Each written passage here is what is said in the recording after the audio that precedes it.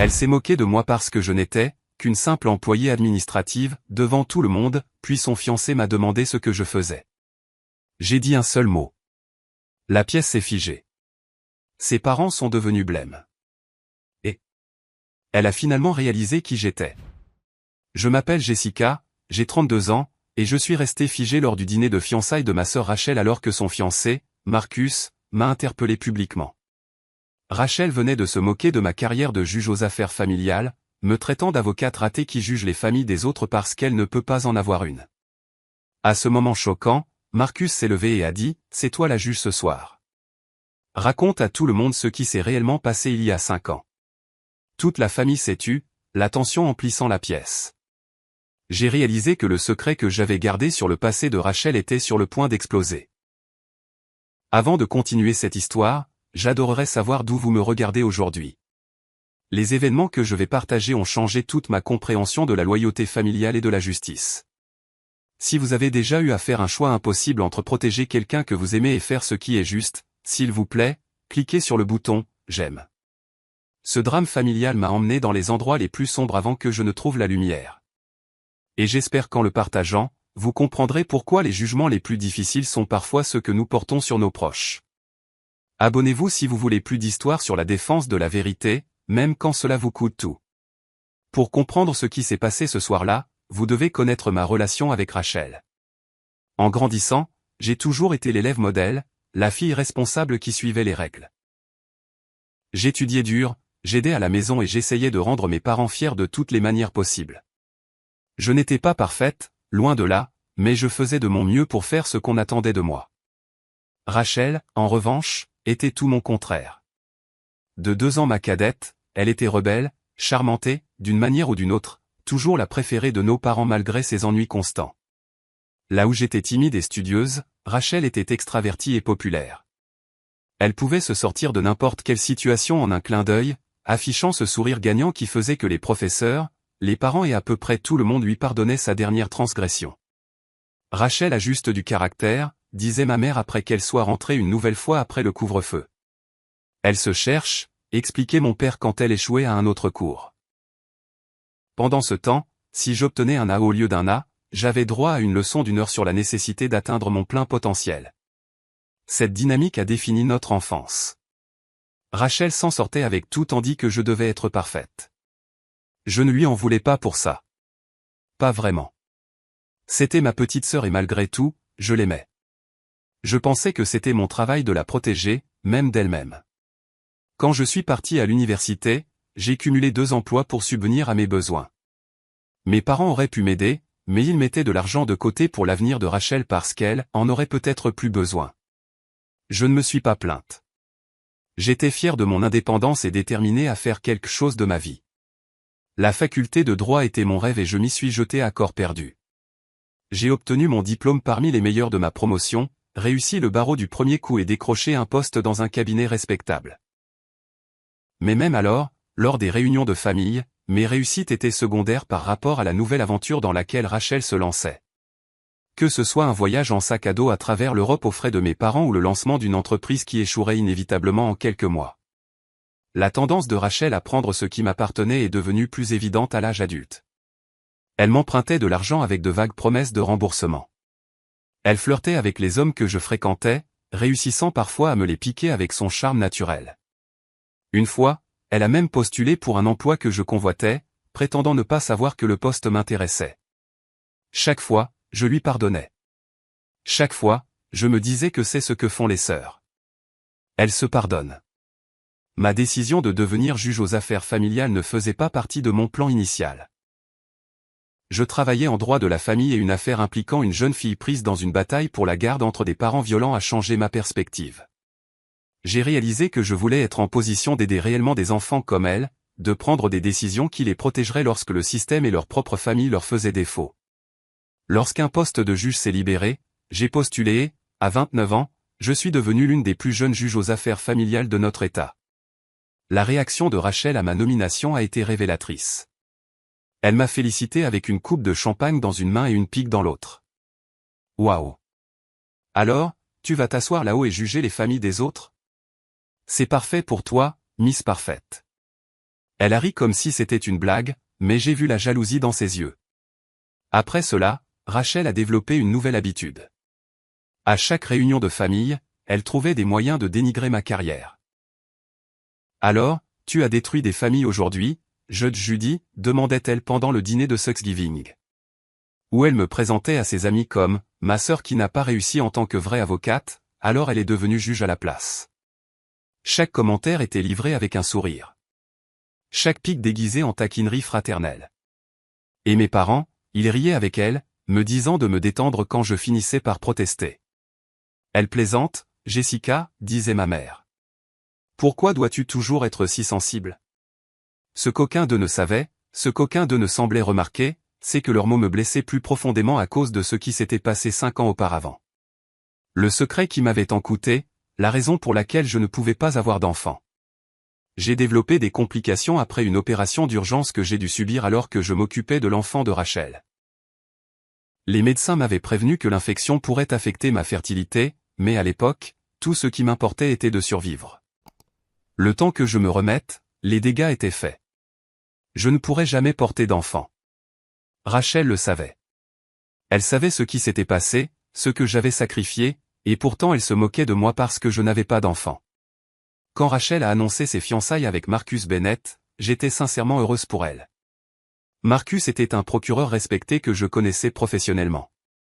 Il était gentil, intelligent et stable. Tout ce que les précédents petits amis de Rachel n'avaient pas été. Je pensais qu'il serait peut-être une bonne influence sur elle, que cette relation l'aiderait peut-être à mûrir. Mais en les regardant ensemble lors des réceptions familiales, je me demandais, est-ce que Marcus connaissait vraiment Rachel ? Voyait-il au-delà du charme, la personne égoïste, parfois cruelle, qui se cachait en dessous ? Ou était-il comme tout le monde, captivé par la façade étincelante qu'elle présentait au monde ? J'ai gardé mes doutes pour moi. Après tout, qui étais-je pour juger la relation de ma sœur, même si c'était littéralement mon travail dans d'autres contextes ? Mais à l'approche du dîner de fiançailles de Rachel, je ne pouvais pas me défaire du sentiment que quelque chose de terrible allait se produire. Je ne m'attendais simplement pas à ce que ce soit Marcus lui-même qui ferait tomber les murs de secret que j'avais si soigneusement construits autour du chapitre le plus sombre de notre famille. Le dîner de fiançailles a eu lieu chez mes parents, une spacieuse maison coloniale en banlieue où Rachel et moi avions grandi. Ma mère avait mis les petits plats dans les grands pour l'occasion, engageant des traiteurs et décorant la salle à manger avec des fleurs et des bougies. C'était exactement le genre d'événement où Rachel s'épanouissait. Toute l'attention était sur elle. Tout le monde était réuni pour célébrer son bonheur. Je suis arrivé tôt pour aider à la mise en place, malgré les assurances de ma mère que tout était sous contrôle. En vérité, je voulais quelques instants pour me préparer mentalement à la soirée. Je savais par expérience que Rachel trouverait des moyens de souligner mes défauts, de rappeler à tout le monde présent que malgré mon succès professionnel, j'étais toujours seul, toujours sans enfant, toujours en deçà de la mystérieuse norme par laquelle elle me jugeait. « Jessica, ma chérie, tu n'avais pas besoin de venir en avance, » dit ma mère en ajustant un arrangement floral. « Mais puisque tu es là, peux-tu vérifier la mise en place de la table ? Rachel veut que tout soit parfait. » Bien sûr qu'elle le voulait. Et bien sûr, la perfection était définie par les normes de Rachel, pas par celles de quelqu'un d'autre. « Bien sûr, maman, dis-je en forçant un sourire. Combien de personnes viennent ? Oh, une vingtaine. La famille surtout, et quelques parents de Marcus. Ses parents n'ont malheureusement pas pu venir de Boston. J'ai hoché la tête, me demandant si l'absence des parents de Marcus était vraiment malheureuse, ou s'ils avaient leurs propres réserves à propos de Rachel. J'ai chassé cette pensée, me réprimandant pour mes suppositions peu charitables. À 19h, la maison était pleine. Mes tantes, oncles et cousins qui nous avaient vus grandir, Rachel et moi, qui avaient été témoins de notre rivalité au fil des ans sans jamais vraiment en comprendre la profondeur. Quelques amis de Rachel, du genre qui encourageaient ses pires comportements tout en se disant solidaires, et le frère et la belle-sœur de Marcus, tous deux semblant légèrement mal à l'aise au milieu du chaos familial. Je sirotais un verre de vin dans un coin, discutant avec ma cousine Beth, quand Rachel et Marcus ont fait leur grande entrée. Rachel était radieuse dans une robe rouge qui coûtait probablement plus cher que ma mensualité de prêt immobilier, sa main affichant bien en évidence l'imposante bague de fiançailles en diamant que Marcus lui avait offerte. Marcus était élégant dans un costume sur mesure, son bras autour de la taille de Rachel, son expression rayonnante de bonheur sincère. Un instant, en les voyant ensemble, je me suis demandé si j'avais mal jugé la situation. Peut-être que Rachel avait vraiment changé. Peut-être que c'était le début d'un nouveau chapitre pour elle. Jessica, s'écria Rachel en m'apercevant. Elle a entraîné Marcus à travers la pièce. Voilà ma grande sœur, la juge, toujours en train d'observer depuis son coin. N'est-ce pas, Jess? Et voilà, mon espoir s'est évaporé. La soirée venait à peine de commencer, et déjà Rachel me prenait pour cible. Rachel, tu es magnifique, dis-je, choisissant d'ignorer son commentaire. Félicitations encore, Marcus. Je suis si heureuse pour vous deux. Marcus sourit chaleureusement. Merci, Jessica. Ça me touche beaucoup que tu sois là. Où serait-elle d'autre? Rit Rachel.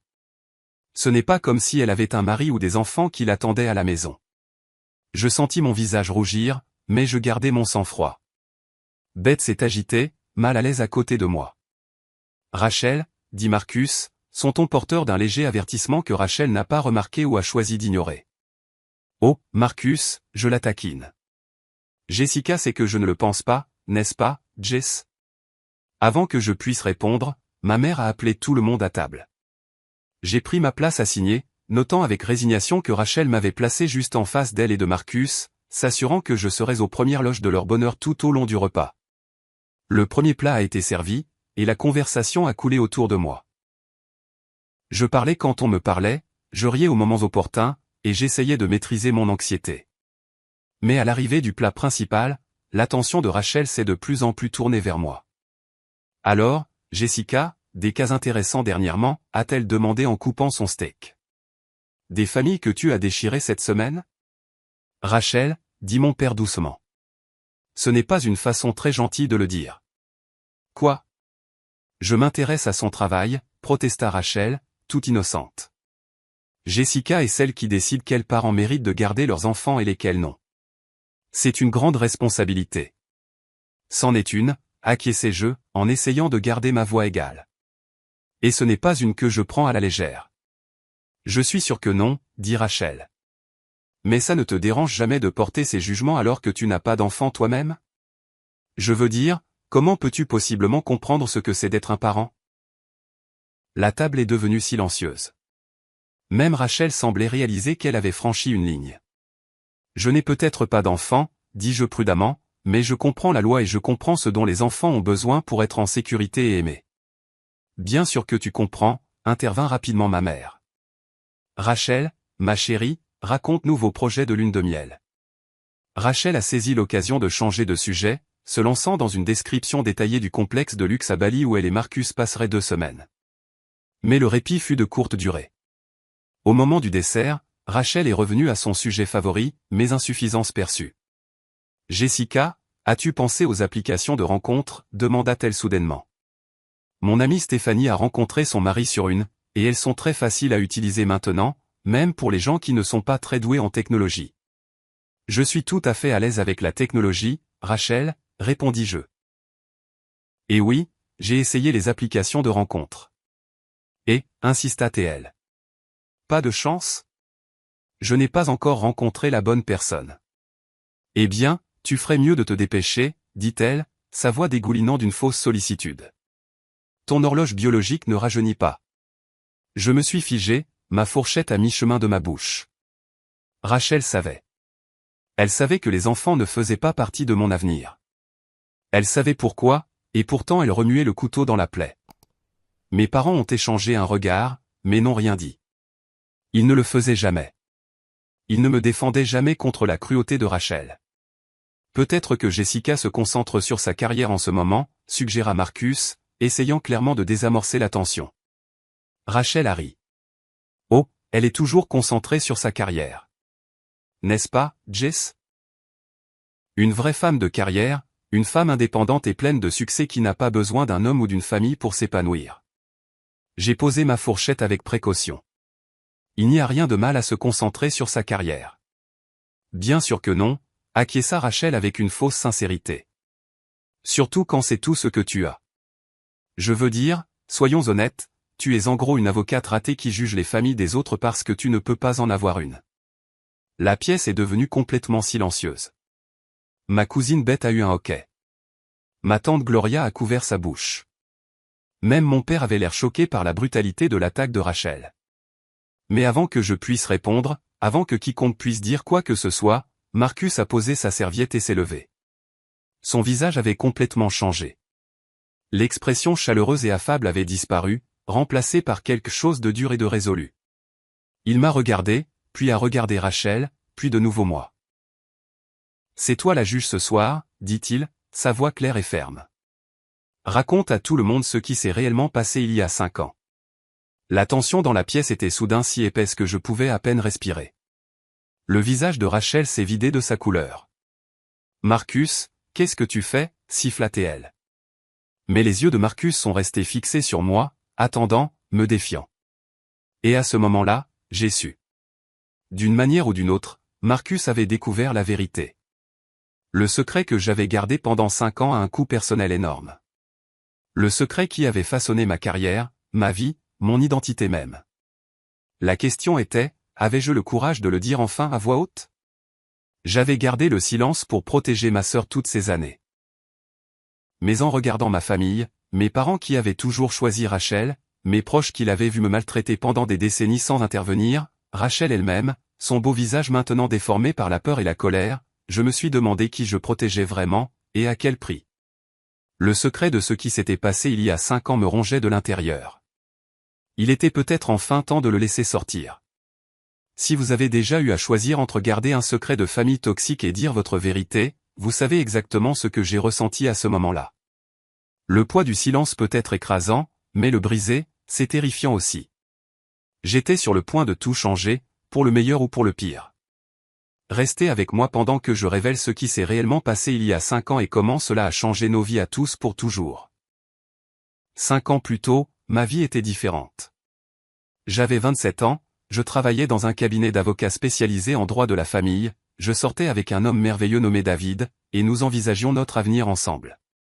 Rachel avait 25 ans et vivait ce qui semblait être sa meilleure vie, faisant la fête constamment, publiant des photos glamour sur les réseaux sociaux et sortant avec une série d'hommes de plus en plus douteux. Nos parents s'inquiétaient pour elle, bien sûr, mais Rachel leur assurait qu'elle créait son réseau et développait sa marque personnelle. Quoi que cela signifie. En réalité, j'avais commencé à entendre des rumeurs sur le comportement plus sauvage de Rachel, consommation de drogue, fête toute la nuit, relations avec des hommes mariés. Mais chaque fois que j'essayais de lui en parler, elle m'accusait d'être jalouse et de la juger. Tout le monde ne veut pas de ta vie ennuyeuse, Jessica, me lançait-elle. Certains d'entre nous veulent vraiment vivre un peu. Alors, j'ai arrêté d'essayer. Je me suis concentré sur ma propre vie, ma carrière, ma relation avec David. Rachel et moi nous sommes éloignés, ne nous parlant que lors des réunions de famille où elle jouait le rôle de la sœur adorée pour le plus grand plaisir de nos parents. Puis est arrivé l'appel téléphonique qui a tout changé. Il était 3 heures du matin quand mon téléphone a sonné. Je l'ai attrapé dans l'obscurité, le cœur battant de cette peur particulière qui accompagne les appels au milieu de la nuit. « Allô » ai-je répondu, ensommeillé. « Jessica. » La voix de Rachel était à peine reconnaissable, pâteuse, paniquée. « J'ai besoin d'aide. »« Rachel, qu'est-ce qui ne va pas ? Où es-tu ? » Le Sunset Motel, chambre 117. « S'il te plaît, viens. Ne le dis pas à maman et papa, s'il te plaît. » Elle a raccroché avant que je puisse poser d'autres questions. J'ai réveillé David, lui ai expliqué la situation du mieux que je pouvais, et nous avons conduit jusqu'au motel ensemble. C'était dans un quartier mal famé de la ville, le genre d'endroit loué à l'heure. J'étais terrifié par ce que j'allais trouver. La chambre 117 était au bout d'un couloir faiblement éclairé. J'ai frappé doucement, appelant le nom de Rachel. La porte s'est entr'ouverte et j'ai vu le visage de ma sœur, couvert de bleu, un œil enflé et fermé. « Oh mon Dieu, Rachel » ai-je haleté. « Qu'est-ce qui s'est passé ?» Elle m'a tiré à l'intérieur, David me suivant. La chambre était un désastre. Des vêtements éparpillés partout. Des bouteilles vides sur la table de chevet, l'odeur incomparable de vomi et d'autres choses, quelque chose de chimique que j'apprendrai plus tard être de la méthamphétamine. Mais ce qui m'a le plus choqué n'était pas l'apparence de Rachel ou l'état de la chambre. C'était la petite silhouette blottie sur le lit. Une petite fille d'environ 2 ans, qui nous regardait avec de grands yeux effrayés. « Rachel » ai-je murmuré, « à qui est cet enfant ?» Rachel s'est mise à pleurer. D'énormes sanglots secouaient tout son corps. « C'est la mienne » a-t-elle finalement réussi à dire. Elle s'appelle Lily. Je regardais ma sœur avec incrédulité. La tienne? Comment? Quand? Rachel, je ne savais même pas que tu étais enceinte. Personne ne le savait, dit-elle. Je l'ai cachée. J'allais la faire adopter, mais quand elle est née, je n'ai tout simplement pas pu. Alors, je l'ai élevée. En quelque sorte.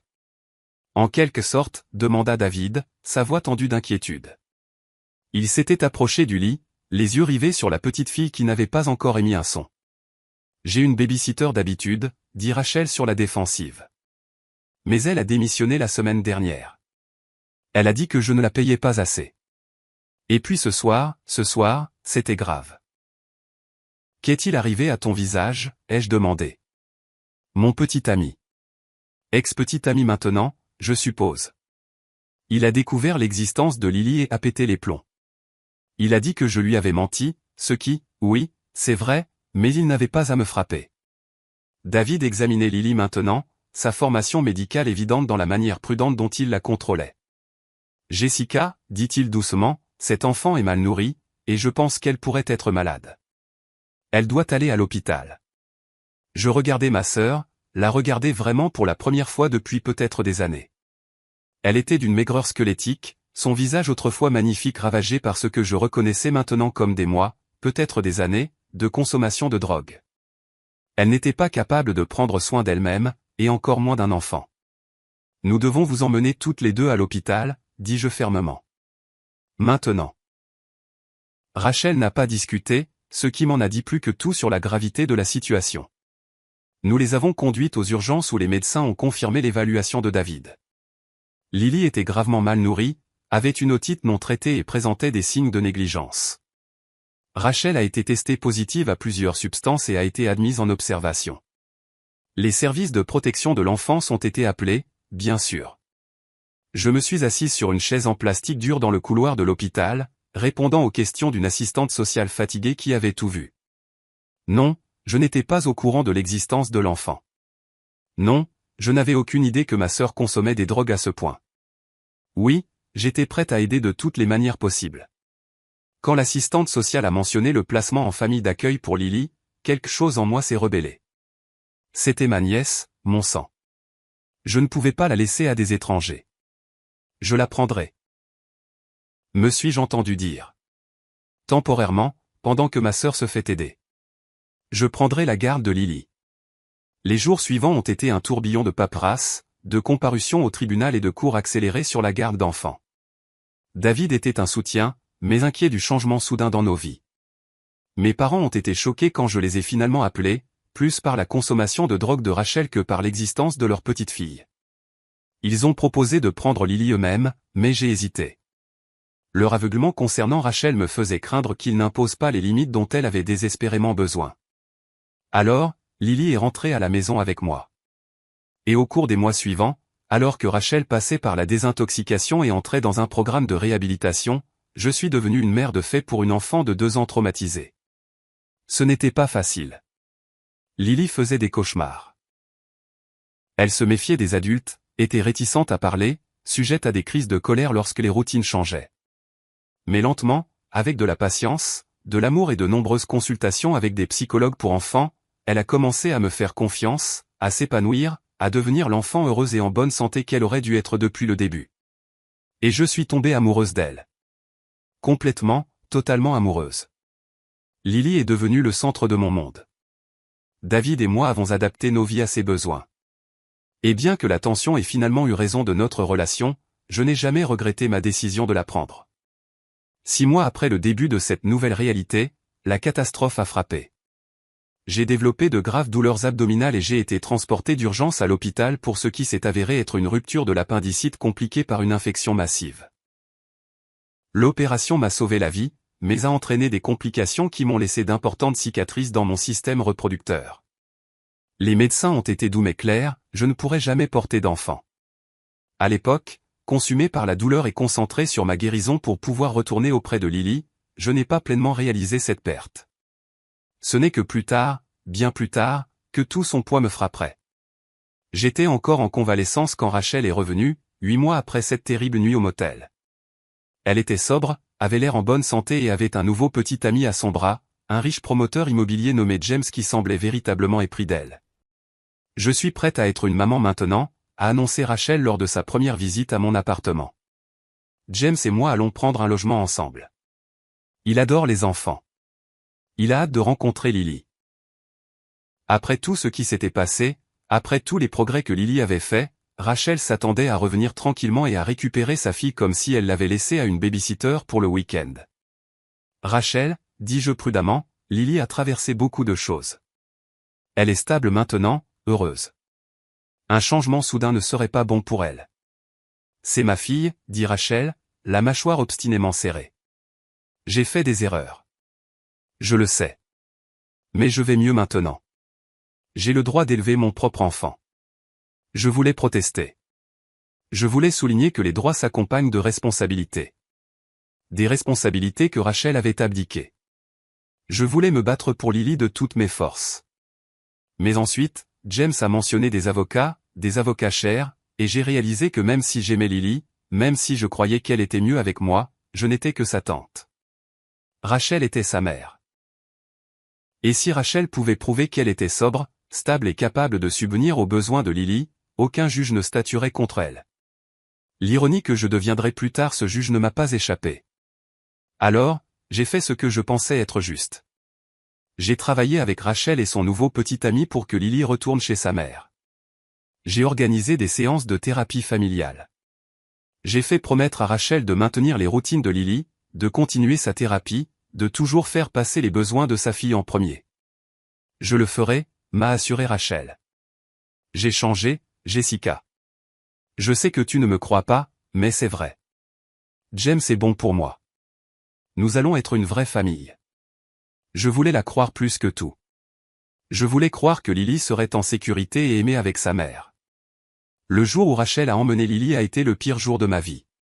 Pire que d'apprendre que je ne pouvais pas avoir d'enfant. Pire que lorsque David et moi nous sommes séparés. Lily s'est accrochée à moi, confuse et effrayée malgré toutes nos préparations minutieuses. Ne pars pas, Tati Jessie, sanglotait-elle. Reste avec toi. Je l'ai serrée contre moi, respirant l'odeur douce de ses cheveux. Je te verrai bientôt, ma puce. Je te le promets. Très bientôt. Et tu vas t'amuser avec ta maman et James. Tu te souviens de tous les jouets qu'ils ont achetés pour ta nouvelle chambre? Finalement, Rachel a arraché Lily de mes bras et l'a portée jusqu'à la voiture qui attendait, les pleurs de ma nièce résonnant dans la cage d'escalier longtemps après qu'ils aient disparu de ma vue. Rachel et James ont déménagé à l'autre bout du pays un mois plus tard. Pendant un certain temps, Rachel m'a envoyé des nouvelles régulières et m'a permis de discuter en vidéo avec Lily, mais peu à peu, les appels sont devenus moins fréquents, les nouvelles plus laconiques, puis ils ont cessé complètement. Quand j'essayais de contacter Rachel, elle répondait par de brefs SMS, prétendant qu'ils étaient, juste très occupés, et promettant d'appeler bientôt. Ils ne l'ont jamais fait. J'ai envisagé de prendre l'avion pour les voir, mais à quoi cela aurait-il servi? Rachel avait la garde légale. Lily était, de toute évidence, bien soignée, et j'avais ma propre vie à reconstruire. La perte de Lily m'a amené à reconsidérer mon parcours professionnel. J'avais vu de mes propres yeux comment fonctionnait le système judiciaire familial, ses forces et ses nombreuses failles. Je voulais participer à son amélioration. Lorsqu'un poste de juge s'est libéré, j'ai postulé, mon expérience personnelle façonnant mes ambitions professionnelles. En tant que juge, j'ai prêté serment de confidentialité concernant les affaires qui m'étaient présentées. Mais mon expérience avec Lily et Rachel était personnelle, pas professionnelle. Pourtant, je les gardais privées. En partie pour protéger Rachel, en partie pour protéger Lily, et en partie, je l'admets, pour me protéger de la douleur de revisiter cette perte. Mes parents savaient une partie de ce qui s'était passé, bien sûr, mais pas toute l'étendue de la négligence de Rachel ou de mon attachement à Lily. Ils ne savaient certainement pas pour mon infertilité, un chagrin privé que je ne partageais avec personne. Et ainsi le secret est resté enfoui, une ombre sur ma vie que personne d'autre ne pouvait voir, jusqu'à ce que Marcus, d'une manière ou d'une autre, le déterre et le mettre sous la lumière crue de ce dîner de fiançailles. De retour à table, le temps semblait suspendu suite au défi de Marcus. Rachel fut la première à rompre le silence, sa voix aiguë et cassante de panique. « Marcus, je ne sais pas ce que tu crois savoir, mais ce n'est ni le moment ni l'endroit. » « Quel est le bon moment, Rachel ?» interrompit Marcus, sa voix étonnamment douce malgré la fermeté de ses mots. « Après notre mariage ? Après que tu aies construit un autre mensonge élaboré dans lequel je devrais vivre ?» Il se tourna vers moi, son expression s'adoucissant. « Jessica, je suis désolé de te mettre dans l'embarras comme ça, mais j'ai trouvé de vieux dossiers au travail la semaine dernière. Des affaires impliquant ta sœur. J'ai essayé d'en parler à Rachel en privé, mais elle n'arrête pas de tout nier. » Rachel se leva si brusquement que sa chaise tomba en arrière. « Tu n'avais pas le droit de fouiller dans ces dossiers. Ce sont des informations confidentielles. » « Je ne les cherchais pas, » dit calmement Marcus. « Je faisais des recherches sur une affaire similaire et j'ai reconnu ton nom. Et une fois que je l'ai lu, je ne pouvais plus l'ignorer. » Ma mère nous regardait, confuse. « Quel dossier ? De quoi parle-t-il, Rachel ?» Rachel l'ignora, concentrant toute sa fureur sur moi. « C'est de ta faute, » siffla-t-elle. « Tu es jalouse. Tu as toujours été jalouse de moi, et maintenant tu essaies de ruiner la seule bonne chose dans ma vie. » L'injustice de son accusation a brisé quelque chose en moi. Après des années de silence, des années à absorber la cruauté de Rachel sans riposter, des années à la protéger à mes dépens, quelque chose a finalement cédé. « Ma faute ? » répétai-je, ma voix étonnamment stable. « Rachel, je garde tes secrets depuis 5 ans. Je t'ai laissé te moquer de moi, me rabaisser, faire des blagues sur mon absence d'enfant alors que tu sais pourquoi je ne peux pas en avoir. J'ai tout fait pour te protéger, et c'est comme ça que tu me remercies. » « Jessica, » dit mon père, sa voix porteuse d'un avertissement. « Quelle que soit la raison, nous n'avons pas besoin de laver notre linge sale en public. » J'ai ri. Un son si amer que je l'ai à peine reconnu comme venant de moi. Bien sûr que non. Dieu nous en préserve de reconnaître quoi que ce soit de désagréable dans cette famille. Dieu nous en préserve que Rachel fasse un jour face aux conséquences de ses actes. « Quels actes ? » exigea ma mère. « Quelqu'un peut-il m'expliquer ce qui se passe ?» J'ai regardé Marcus, qui a hoché la tête d'un air encourageant. Puis j'ai pris une profonde inspiration et j'ai dit la vérité. Toute la vérité. L'appel tard dans la nuit. Trouver Rachel battue et droguée avec une petite fille dont j'ignorais l'existence. Prendre la garde de Lily pendant que Rachel allait en cure de désintoxication. Tomber amoureuse de ma nièce. L'opération qui m'a rendue stérile. Le retour de Rachel avec son nouveau petit ami riche, sa décision de reprendre Lily. La dernière fois que j'ai parlé à Lily, c'était il y a plus de 4 ans, ai-je conclu, la voix brisée. Rachel a déménagé à l'autre bout du pays et a progressivement coupé tout contact. Je ne me suis pas battu parce que je pensais que Lily était mieux avec sa mère. Je pensais que Rachel avait changé. Le silence qui a suivi mon récit était assourdissant. Ma mère fut la première à parler. Sa voix était faible de choc. « Tu as eu un bébé ?» demanda-t-elle à Rachel. « Nous avons une petite fille que nous n'avons jamais rencontrée ?» Le visage de Rachel était passé de pâle à rouge pendant mon récit. « Ce n'était pas comme ça » insista-t-elle. Jessica fait paraître ça pire que ça ne l'était. Je traversais une mauvaise passe, oui, mais je me suis rétabli. Je suis devenu sobre. J'ai pris mes responsabilités. « Vraiment ?» demanda doucement Marcus. « Parce que selon les dossiers que j'ai trouvés, tu as de nouveau abandonné Lily moins d'1 an après l'avoir reprise à Jessica. » C'était mon tour d'être choqué. « Quoi ?» Marcus hocha la tête d'un air sombre. « Quand ça n'a pas marché avec James, Rachel a laissé Lily avec lui. Il a essayé de s'occuper d'elle pendant un certain temps, mais a finalement contacté les services sociaux parce qu'il n'était pas son père biologique et n'avait aucun statut légal. Lily a fini en famille d'accueil. » La pièce tournait autour de moi. Lily en famille d'accueil ? Après tout ce que j'avais fait pour la tenir à l'écart du système. Est-ce que c'est vrai ? Ai-je demandé à Rachel, ma voix à peine un murmure. James était censé s'occuper d'elle, dit Rachel sur la défensive. Il a dit qu'il le ferait. Il avait l'argent, la grande maison. Mais ensuite, il a rencontré quelqu'un d'autre, quelqu'un de plus jeune, et soudain, il ne voulait plus jouer au papa. Alors tu as juste laissé ta fille avec lui, dit mon père, sa voix incrédule. Ton propre enfant. J'étais de nouveau dans une mauvaise passe, admire Rachel. Je ne pouvais pas m'occuper d'elle. Je pensais qu'elle serait mieux avec James. Je me sentais physiquement malade. Pendant tout ce temps, je m'étais consolé en pensant que Lily était au moins en sécurité et aimée, même si ce n'était pas avec moi. Apprendre qu'elle avait été abandonnée à nouveau, qu'elle avait fini dans le système même que j'avais si désespérément essayé de lui éviter, était presque insupportable. Comment as-tu pu ne pas me le dire, ai-je demandé, les larmes coulant sur mon visage. Je l'aurais reprise sans hésiter. Tu le savais. J'avais honte. D'accord, cria Rachel. J'ai encore échoué. C'est ce que vous voulez entendre?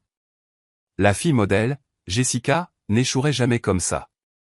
Ne ferait jamais ces erreurs. Tu serais la mère parfaite, n'est-ce pas? Tu ne laisserais jamais personne tomber. Ce n'est pas juste, dis-je. Je n'ai jamais prétendu être parfaite. Mais j'aimais Lily. Je l'aime toujours. Et tu me l'as caché. Arrêtez, toutes les deux, intervint ma mère. Ça ne nous mène nulle part. Rachel, nous discuterons de ta tromperie plus tard. Pour l'instant, Marcus, es-tu en train de dire que notre petite fille est actuellement en famille d'accueil? Marcus hésita. Les dossiers que j'ai trouvés datent de 3 ans. Je ne connais pas sa situation actuelle. À ce stade, le dîner avait complètement dégénéré. Les parents chuchotaient entre eux, certains semblant choqués, d'autres critiques. Les amis de Rachel étaient clairement mal à l'aise, essayant de se fondre dans le décor de ce drame familial. Ma tante Gloria se leva. Je pense que nous devrions peut-être laisser la famille régler ça en privé, suggéra-t-elle. Beverly, Thomas, merci pour le dîner. Rachel, Marcus, encore félicitations pour vos fiançailles. Il y eut un murmure d'approbation alors que les invités commençaient à s'excuser et à partir. En quelques minutes, seule la famille proche restait, mes parents, Rachel, Marcus et moi. Je n'arrive pas à croire que tu aies fait ça, dit Rachel à Marcus dès que le dernier invité fut parti. Tu m'as humilié devant tout le monde. Je ne voulais pas, répondit Marcus. J'ai essayé de te parler en privé pendant une semaine, mais tu n'arrêtais pas d'éviter la conversation. Et puis ce soir, la façon dont tu traitais Jessica. Je ne pouvais plus rester silencieux. Alors tu as décidé de faire exploser notre dîner de fiançailles. Super timing, Marcus. Rachel, interrompit mon père. Arrête d'essayer de faire porter le chapeau à Marcus. Il s'agit de toi, qui nous a menti pendant des années. D'avoir eu un enfant dont nous ignorions l'existence. D'avoir abandonné cet enfant, non pas une, mais 2 fois. Les yeux de Rachel se remplirent de larmes. Je savais que vous me jugeriez. C'est pour ça que je ne vous l'ai pas dit. Nous sommes tes parents, dit ma mère, la voix brisée. Nous t'aurions aidé. Nous aurions été là pour toi et pour notre petite fille.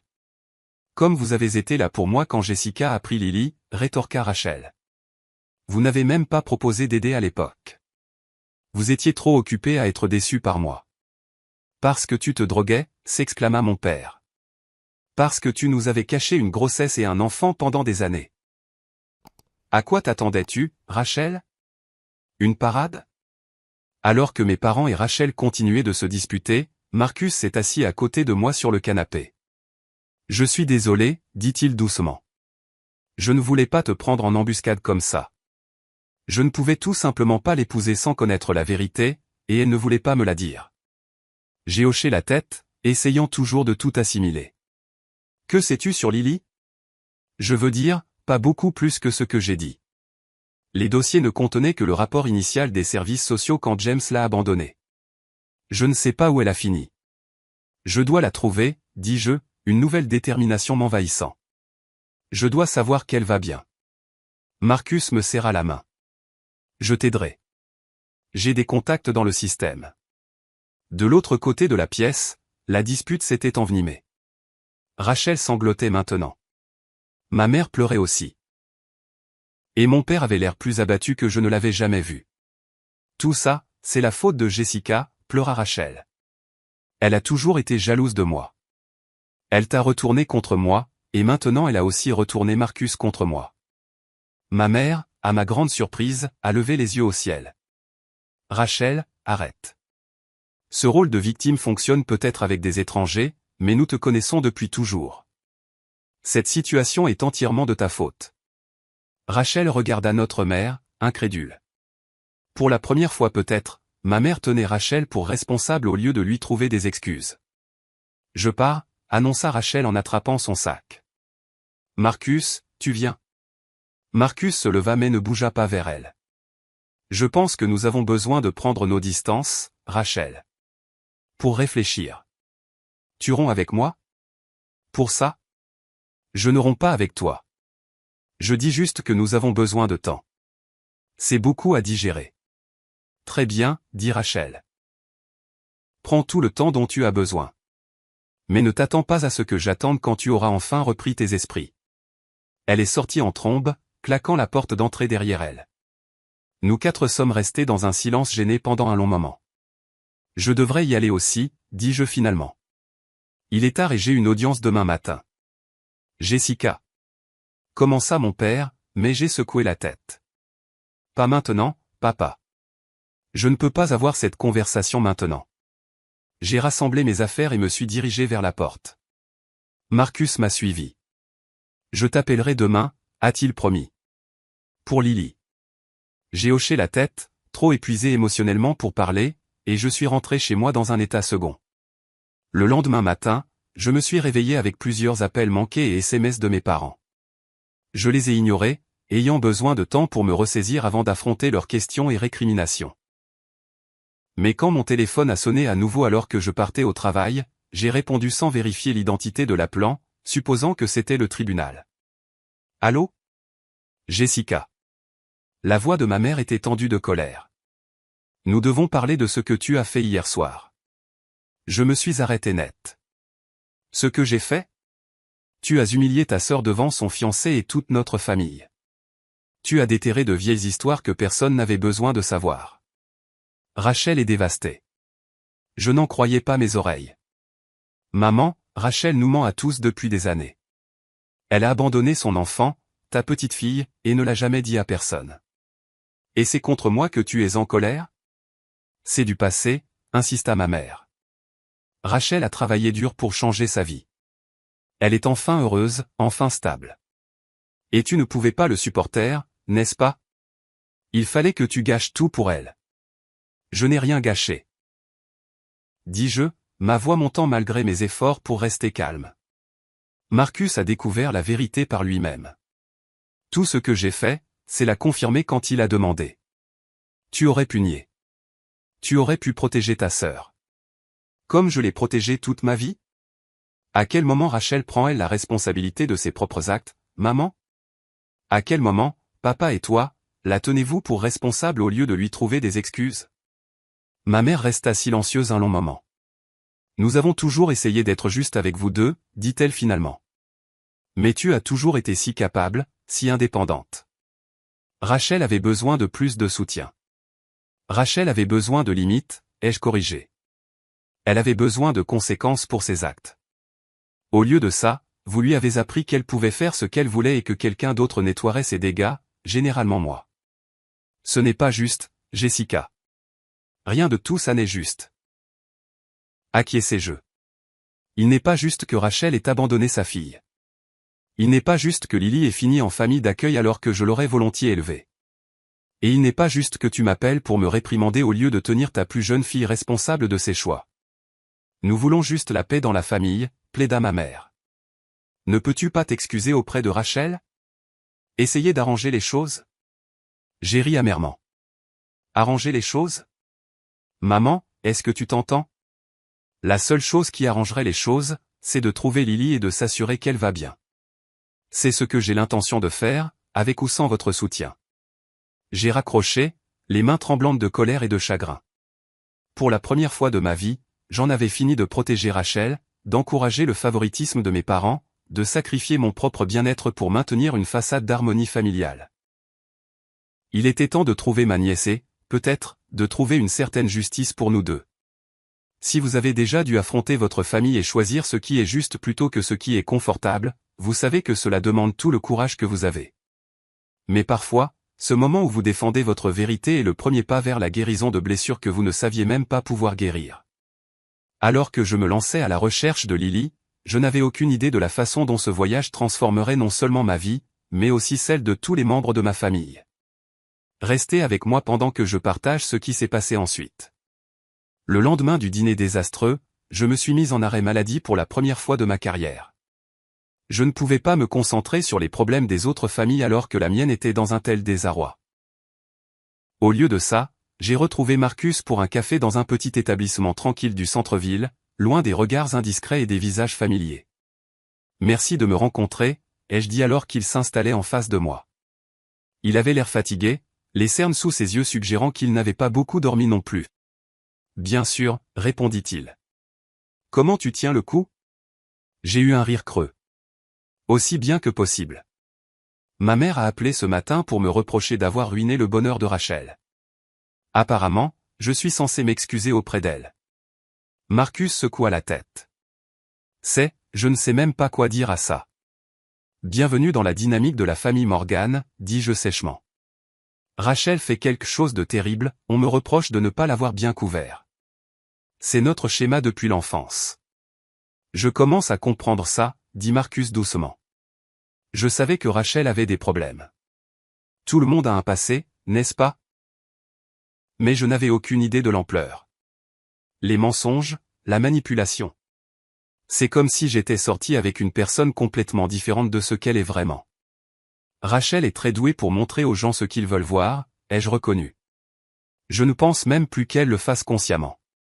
C'est juste sa façon de naviguer dans le monde. Marcus hocha la tête, pensif. J'ai réfléchi à notre relation, à toutes les incohérences que j'ai remarquées mais que j'ai ignorées. La façon dont ces histoires ne collent parfois pas tout à fait. Les lacunes mystérieuses dans son histoire. Je me sens tellement idiot. Tu n'es pas un idiot, l'ai-je rassuré. Rachel est extraordinairement charmante quand elle le veut, et elle a eu toute une vie pour s'entraîner à cacher sa vraie nature. Quand même, soupira Théil. Je suis procureur. Je suis censé être bon pour repérer les mensonges. C'est différent quand on aime quelqu'un, dis-je doucement. Nous avons tous des angles morts pour les personnes qui nous sont chères. Nous sommes restés en silence un moment, chacun perdu dans ses pensées. Finalement, je nous ai ramenés à la raison de notre rencontre. Tu as dit que tu pourrais peut-être m'aider à trouver Lily. Marcus se redressa, passant en mode professionnel.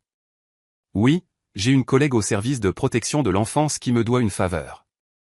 Je lui ai parlé ce matin et elle a accepté de se pencher sur le cas de Lily. Ça pourrait prendre quelques jours, cependant. Ces dossiers peuvent être compliqués, surtout si Lily a déménagé entre différentes juridictions. Je comprends, dis-je, essayant de tempérer mon impatience. Et j'apprécie ton aide. Je sais que ça te met dans une position délicate avec Rachel. Rachel et moi. Il hésita. Je ne sais pas ce qui va se passer avec nous, pour être honnête. Je tiens à elle, mais je ne sais pas si je peux encore lui faire confiance, et la confiance est essentielle dans un mariage. J'ai hoché la tête, ne sachant que dire. Une partie de moi se sentait coupable d'avoir potentiellement détruit les fiançailles de ma sœur, mais une plus grande partie reconnaissait que Rachel l'avait fait elle-même avec ses mensonges et sa manipulation. Et toi? Demanda Marcus. Es-tu préparé à ce que nous pourrions trouver? Lily aurait quoi, 7 ans maintenant? Elle ne se souvient peut-être pas de toi. La pensée était comme un couteau dans mon cœur, mais j'y avais pensé. Je sais. Et elle est peut-être dans une bonne situation maintenant, adoptée par une famille aimante, heureuse et épanouie. Si c'est le cas, je ne perturberai pas sa vie. J'ai juste besoin de savoir qu'elle va bien. Et si ce n'est pas le cas? Si elle est toujours dans le système? Alors je ferai tout ce qu'il faut pour obtenir sa garde, dis-je fermement. Je l'ai laissée tomber une fois en laissant Rachel la prendre. Je ne la laisserai pas tomber à nouveau. Marcus m'a étudié un long moment, puis a hoché la tête. Je te crois. Et je t'aiderai de toutes les manières possibles. Fidèle à sa parole, le contact de Marcus à l'aide sociale à l'enfance, ASE, a abouti 3 jours plus tard. Lily était en effet toujours dans le système de placement familial, ayant été déplacée entre 4 foyers différents au cours des 3 dernières années. Son placement actuel était chez une mère d'accueil nommée Eleanor Reed, spécialisée dans les enfants ayant des problèmes émotionnels et comportementaux. Armé de ces informations et d'une stratégie juridique soigneusement élaborée, j'ai pris un autre jour de congé et j'ai conduit jusqu'au quartier de banlieue où vivait Eleanor Reed. La maison était un modeste plain-pied avec un jardin bien entretenu et un panier de basket dans l'allée. Il y avait des jouets éparpillés sur la pelouse, preuve que des enfants vivaient ici et étaient autorisés à jouer librement. Je suis resté assise dans ma voiture pendant plusieurs minutes, rassemblant mon courage. Et si Lily ne se souvenait pas de moi? Et si elle était en colère que je l'ai laissée partir? Et si elle me rejetait carrément? Finalement, je me suis forcé à m'approcher de la porte et à sonner. Une femme dans la cinquantaine, avec des yeux bienveillants et une attitude pragmatique, m'a ouvert. « Eleanor Reed ?» ai-je demandé. « Je m'appelle Jessica Morgan. » J'ai appelé plutôt à propos de Lily. La reconnaissance est apparue sur son visage. « Oui, bien sûr. »« Entrez, je vous en prie. » Elle m'a conduite à un salon confortable et m'a fait signe de m'asseoir. « Lily est à l'école en ce moment », a-t-elle expliqué. « Elle devrait être à la maison dans environ 1 heure. Ça nous laisse le temps de parler, ce qui est important, je pense, avant que vous ne la voyiez. » J'ai hoché la tête, à la fois soulagé et déçu. « Comment va-t-elle » L'expression d'Eleanor était soigneusement neutre. « Lily est compliquée. Elle est extrêmement intelligente, créative, sensible. Mais elle a de gros problèmes de confiance. Comme on peut s'y attendre vu son histoire. Elle a du mal avec l'attachement, à croire que les gens qui disent l'aimer ne finiront pas par partir. » Mon cœur s'est serré à cette description. A-t-elle parlé de sa petite enfance, de sa mère ou de moi? Elle ne parle pas beaucoup de son passé, dit Eleanor. Mais elle a un souvenir clair qu'elle mentionne parfois. Une femme qu'elle appelle Tati Jessil qui lui chantait des chansons et la faisait se sentir en sécurité. Serait-ce vous? Les larmes me sont montées aux yeux. Oui, ai-je murmuré. Oui, c'est moi. L'expression d'Eleanor s'est adoucie. Je le pensais.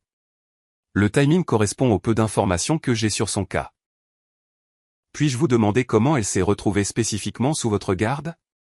Lily a connu plusieurs placements en famille d'accueil, expliqua Eleanor. C'est ce que le système appelle un placement difficile. Elle a du mal à créer des liens avec les parents d'accueil, se met souvent en colère quand elle commence à se sentir à l'aise quelque part.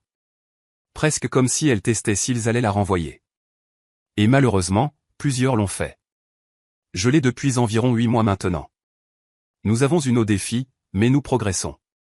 J'ai hoché la tête, essayant d'absorber ces informations sans me laisser submerger. Que se passe-t-il maintenant, légalement? Je veux dire, je suis sa tante, mais je n'ai actuellement aucun droit de garde. Cela dépend de ce que vous voulez qu'il se passe, dit franchement Eleanor. Cherchez-vous à rétablir le contact avec Lily, à lui rendre visite occasionnellement, ou cherchez-vous à obtenir la garde? En fin de compte, je veux ce qui est le mieux pour Lily, dis-je prudemment. Si c'est de rester avec vous, alors je ne perturberai jamais cela. Mais oui, idéalement, j'aimerais demander la garde. Je n'ai jamais cessé de l'aimer ou de penser à elle. Eleanor m'a étudié pensivement. J'apprécie votre honnêteté et votre considération pour le bien-être de Lily. Trop souvent, je vois des membres de la famille biologique revenir dans la vie d'un enfant en s'attendant à ce que tout soit facile, sans comprendre les dommages qui ont été causés. Je comprends que ce ne sera pas facile, l'ai-je assuré. Je suis juge aux affaires familiales. Je vois ces cas tous les jours. Je sais que le chemin à parcourir sera long et compliqué pour nous deux. Elle a haussé un sourcil. Une juge? C'est impressionnant. Mon expérience avec Lily a en fait influencé mon parcours professionnel, ai-je admis. Je voulais être en mesure d'aider des enfants comme elle.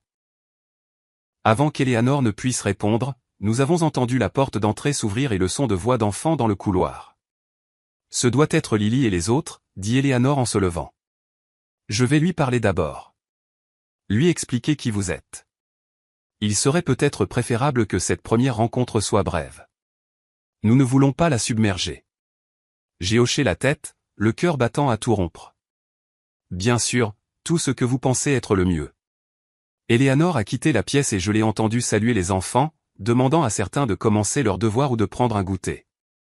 Puis il y a eu une conversation plus calme que je n'ai pas pu distinguer, suivie de pas s'approchant du salon. Et puis elle était là. Lily. 5 ans de plus que la dernière fois que je l'avais vue, mais incontestablement le même enfant. Elle avait les traits délicats de Rachel, mais des cheveux plus foncés et des yeux qui me rappelaient notre père. Elle se tenait dans l'embrasure de la porte, à moitié cachée derrière Eleanor, me regardant avec une lassitude qui me brisait le cœur. « Lily » dit doucement Eleanor. « Voici Jessica. » Elle dit qu'elle est ta tante. « Te souviens-tu d'elle » Lily me fixa un long moment, son expression illisible. Puis, d'une petite voix, elle demanda « Tati Jessie ?» J'ai hoché la tête, incapable de parler à cause de la boule dans ma gorge. « Tu chantais la chanson du dinosaure » dit-elle. Ce n'était pas une question. « Oui » ai-je réussi à dire. Celle sur le dinosaure qui avait peur du noir jusqu'à ce que sa maman lui donne une veilleuse. Un petit sourire a vacillé sur son visage. Et faisait des ombres chinoises sur le mur. « C'est ça. » dis-je en souriant à travers mes larmes. « Tu t'en souviens. » Je pensais que tu étais parti pour toujours, dit Lily, une pointe d'accusation dans la voix. Comme tout le monde. Je suis tellement désolé, Lily, dis-je, résistant à l'envie de traverser la pièce et de la prendre dans mes bras. Je n'ai jamais voulu te quitter. Je n'ai jamais cessé de penser à toi ou de t'aimer. Elle m'a regardé avec scepticisme, avec une maturité qu'aucun enfant de 7 ans ne devrait posséder. C'est ce qu'ils disent tous. Je sais, ai-je reconnu. Et je sais qu'il n'est pas juste de te demander de me faire confiance tout de suite. Mais j'espère que tu me donneras une chance de te le prouver. Lily leva les yeux vers Eleanor, qui hocha la tête d'un air encourageant. Mademoiselle Ellie dit que tu veux me rendre visite parfois. J'aimerais beaucoup ça, dis-je. Si ça te va. Lily réfléchit un instant. Je suppose que ce serait d'accord. Dit-elle finalement avec le faux détachement d'un enfant qui essaie de ne pas montrer à quel point il s'en soucie. Si tu veux. Je le veux, l'ai-je assuré. Vraiment beaucoup. Notre première rencontre fut brève, comme l'avait suggéré Eleanor. Nous avons un peu parlé de l'école de Lily, de ses matières préférées, l'art et les sciences, et du livre qu'elle lisait actuellement. J'ai fait attention à ne pas faire de promesses que je ne pouvais pas tenir, ou à ne pas forcer une connexion émotionnelle plus profonde qu'elle n'était prête à accepter. Quand il fut temps pour moi de partir, Lily m'a surprise en demandant « Tu reviendras demain ?» Si mademoiselle Ellie est d'accord, ai-je répondu, cherchant l'approbation de la mère d'accueil. Eleanor a souri. Je pense que ce serait bien. Peut-être pourriez-vous venir dîner. J'ai accepté avec empressement, comptant déjà les heures jusqu'à ce que je puisse revoir Lily. Au cours des semaines suivantes, j'ai établi une routine de visite régulière avec Lily. J'ai réorganisé mon emploi du temps au tribunal pour libérer des après-midi et des week-ends. Eleanor était un soutien, reconnaissant l'effet positif que notre reconnexion avait sur Lily, malgré quelques revers initiaux. Pendant ce temps, j'ai également rencontré Marcus pour discuter de la stratégie juridique. Son expérience en tant que procureur, combinée à ma connaissance du tribunal de la famille, nous a donné une base solide pour construire un dossier de garde. Le fait que tu aies déjà eu la garde temporaire de Lily joue en ta faveur, a souligné Marcus lors d'une de nos séances de stratégie, ainsi que ta profession et ta stabilité financière. Le principal obstacle sera d'expliquer pourquoi tu n'as pas maintenu le contact avec Lily après que Rachel l'ait reprise. J'ai fait confiance à ma sœur, dis-je simplement. Je croyais qu'elle avait changé et qu'elle serait une bonne mère. Le temps que je réalise que quelque chose n'allait pas, elles avaient déménagé à l'autre bout du pays et Rachel avait coupé la communication. Je ne savais pas que Lily avait été de nouveau abandonnée avant que tu ne me le dises au dîner. Marcus hocha la tête. C'est compréhensible. Et c'est la vérité, ce qui est toujours la meilleure approche au tribunal. Et Rachel ? Ai-je demandé avec hésitation. Lui as-tu parlé ? L'expression de Marcus se durcit. Brièvement. Elle ne prend pas bien les choses. Elle s'est convaincue que toi et moi avons conspiré pour ruiner sa vie, que nous avons une sorte de liaison. J'ai grimacé. Ça ressemble à Rachel qui réécrit la réalité pour se faire passer pour la victime. Elle a menacé de contester toute demande de garde, a prévenu Marcus. Elle dit qu'elle est la mère de Lily et qu'elle a des droits. Des droits qu'elle a abdiqués il y a des années, ai-je souligné. Mais oui, je m'y attendais. Rachel n'a jamais été capable d'admettre quand elle a tort ou d'accepter les conséquences de ses actes. Il y a autre chose que tu devrais savoir, dit gravement Marcus. Quelque chose que j'ai découvert lors de mon enquête. Rachel a reçu des pensions alimentaires de James toutes ces années, même après avoir laissé Lily avec lui. Je l'ai regardé, incrédule. Comment est-ce possible? James a continué les paiements, en supposant que l'argent allait aux soins de Lily en famille d'accueil. Rachel n'a jamais corrigé son hypothèse. La révélation n'aurait pas dû me choquer, compte tenu de tout ce que je savais sur ma sœur, mais d'une manière ou d'une autre, elle m'a quand même surprise. Alors elle a abandonné son enfant mais a continué à prendre de l'argent destiné à ses soins. C'est de la fraude. C'en est une, acquiesça sombrement Marcus. Et c'est une preuve que nous pouvons utiliser au tribunal si nécessaire. J'ai hoché la tête, ressentant un étrange mélange de tristesse et de détermination. Je n'ai jamais voulu que ça en arrive là, ai-je admis. Une bataille juridique contre ma propre sœur. Mais Lily mérite mieux que ce que Rachel lui a donné. Elle mérite la stabilité, l'amour, la constance. Elle te mérite, dit simplement Marcus. Alors que ma relation avec Lily se renforçait et que ma stratégie juridique prenait forme, je savais que j'approchais d'un point de non-retour. Demander la garde signifierait modifier de façon permanente ma relation avec ma sœur, peut-être aussi avec mes parents. Cela signifierait m'engager à élever un enfant avec des besoins émotionnels importants, réorganiser ma vie et ma carrière pour elle. Mais quand je regardais Lily, son sourire prudent qui apparaissait plus fréquemment maintenant, ses yeux intelligents qui me surveillaient pour des signes de rejet, la façon dont elle se laissait progressivement s'appuyer contre moi pendant nos séances de lecture, je savais qu'il n'y avait pas de choix à faire. Je l'avais laissée tomber une fois. Je ne la laisserai pas tomber à nouveau. Le jour où j'ai déposé la demande de garde a été à la fois terrifiant et libérateur. Je prenais position non seulement pour Lily, mais aussi pour moi-même. Pour la première fois de ma vie, je remettais directement en question la dynamique familiale qui m'avait façonné et souvent blessé. Je disais clairement et publiquement que le comportement de Rachel était inacceptable, que son charme et sa manipulation ne la protégeraient plus des conséquences. Comme je m'y attendais, Rachel a riposté immédiatement. Elle a appelé nos parents, leur a dit que j'essayais de lui voler sa fille. Elle m'a envoyé des SMS et des messages vocaux menaçants. Elle a même contacté mes supérieurs au tribunal, suggérant que j'abusais de ma position de juge pour poursuivre une vendetta personnelle. Rien de tout cela ne m'a dissuadé. Avec le soutien de Marcus et les conseils d'Eleanor, je suis resté concentré sur ce qui comptait, donner à Lily le foyer stable et aimant qu'elle méritait.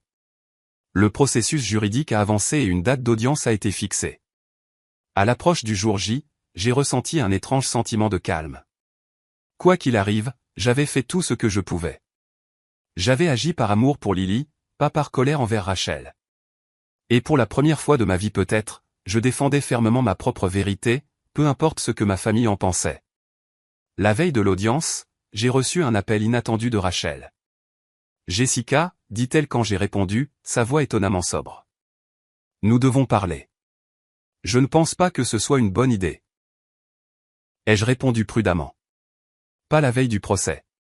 Tout ce que tu veux dire peut passer par nos avocats. » « S'il te plaît, dit-elle, et j'ai été surprise d'entendre ce qui ressemblait à une véritable émotion dans sa voix. « Écoute-moi. Ensuite, tu pourras décider quoi faire. » Contre mon meilleur jugement, j'ai accepté de la rencontrer dans un lieu neutre, un café près de mon appartement. Quand je suis arrivé, Rachel était déjà là, l'air inhabituellement débraillé. La façade polie qu'elle présentait habituellement au monde se fissurait. « Merci d'être venue, dit-elle alors que je m'asseyais en face d'elle. « Que veux-tu, Rachel » ai-je demandé, en gardant ma voix égale. Elle prit une profonde inspiration. « Je veux faire un marché. Laisse tomber l'affaire de la garde et j'arrangerai les choses avec maman et papa. Je leur dirai que tout était un malentendu. Nous pouvons revenir à la situation d'avant. » Je la regardais, incrédule. « La situation d'avant ? Tu veux dire avec toi qui me maltraite à chaque occasion et nos parents qui t'encouragent. Avec Lily en famille d'accueil pendant que tu encaisses des chèques de pension alimentaire destinés à ses soins. C'est ton idée d'arranger les choses ? Tu ne comprends pas, insista Rachel. J'essaie de sauver notre famille. Si tu vas jusqu'au bout demain, si tu racontes à une salle d'audience pleine d'étrangers toutes nos affaires privées, il n'y aura pas de retour en arrière. Maman et papa ne te le pardonneront jamais. Peut-être pas, ai-je reconnu. Mais j'ai besoin de pouvoir me pardonner à moi-même. Et je ne pourrais jamais le faire si j'abandonnais à nouveau Lily. C'est ma fille, dit Rachel, une note de désespoir dans la voix. Quelles que soient les erreurs que j'ai commises, elle est toujours à moi. Être mère, ce n'est pas seulement la biologie, Rachel. C'est être présente. C'est faire passer les besoins de ton enfant avant les tiens. C'est faire le travail difficile jour après jour, même quand ce n'est pas pratique ou difficile. Tu n'as rien fait de tout ça. Je pourrais changer, insista TL. Je pourrais faire mieux. Je secouai la tête, sans méchanceté. Tu as eu 7 ans pour être la mère de Lily. Tu as choisi de ne pas l'être. Maintenant, je choisis d'être là pour elle de la manière qu'elle mérite. L'expression de Rachel se durcit. Alors c'est ça? Tu choisis une gamine que tu connais à peine plus tôt que ta propre sœur? Ta propre famille? Je choisis ce qui est juste, dis-je simplement. Quelque chose que notre famille n'a jamais été très douée à faire. Je me suis levé pour partir, mais Rachel m'a attrapé le poignet. Tu le regretteras, dit-elle, sa voix basse et intense.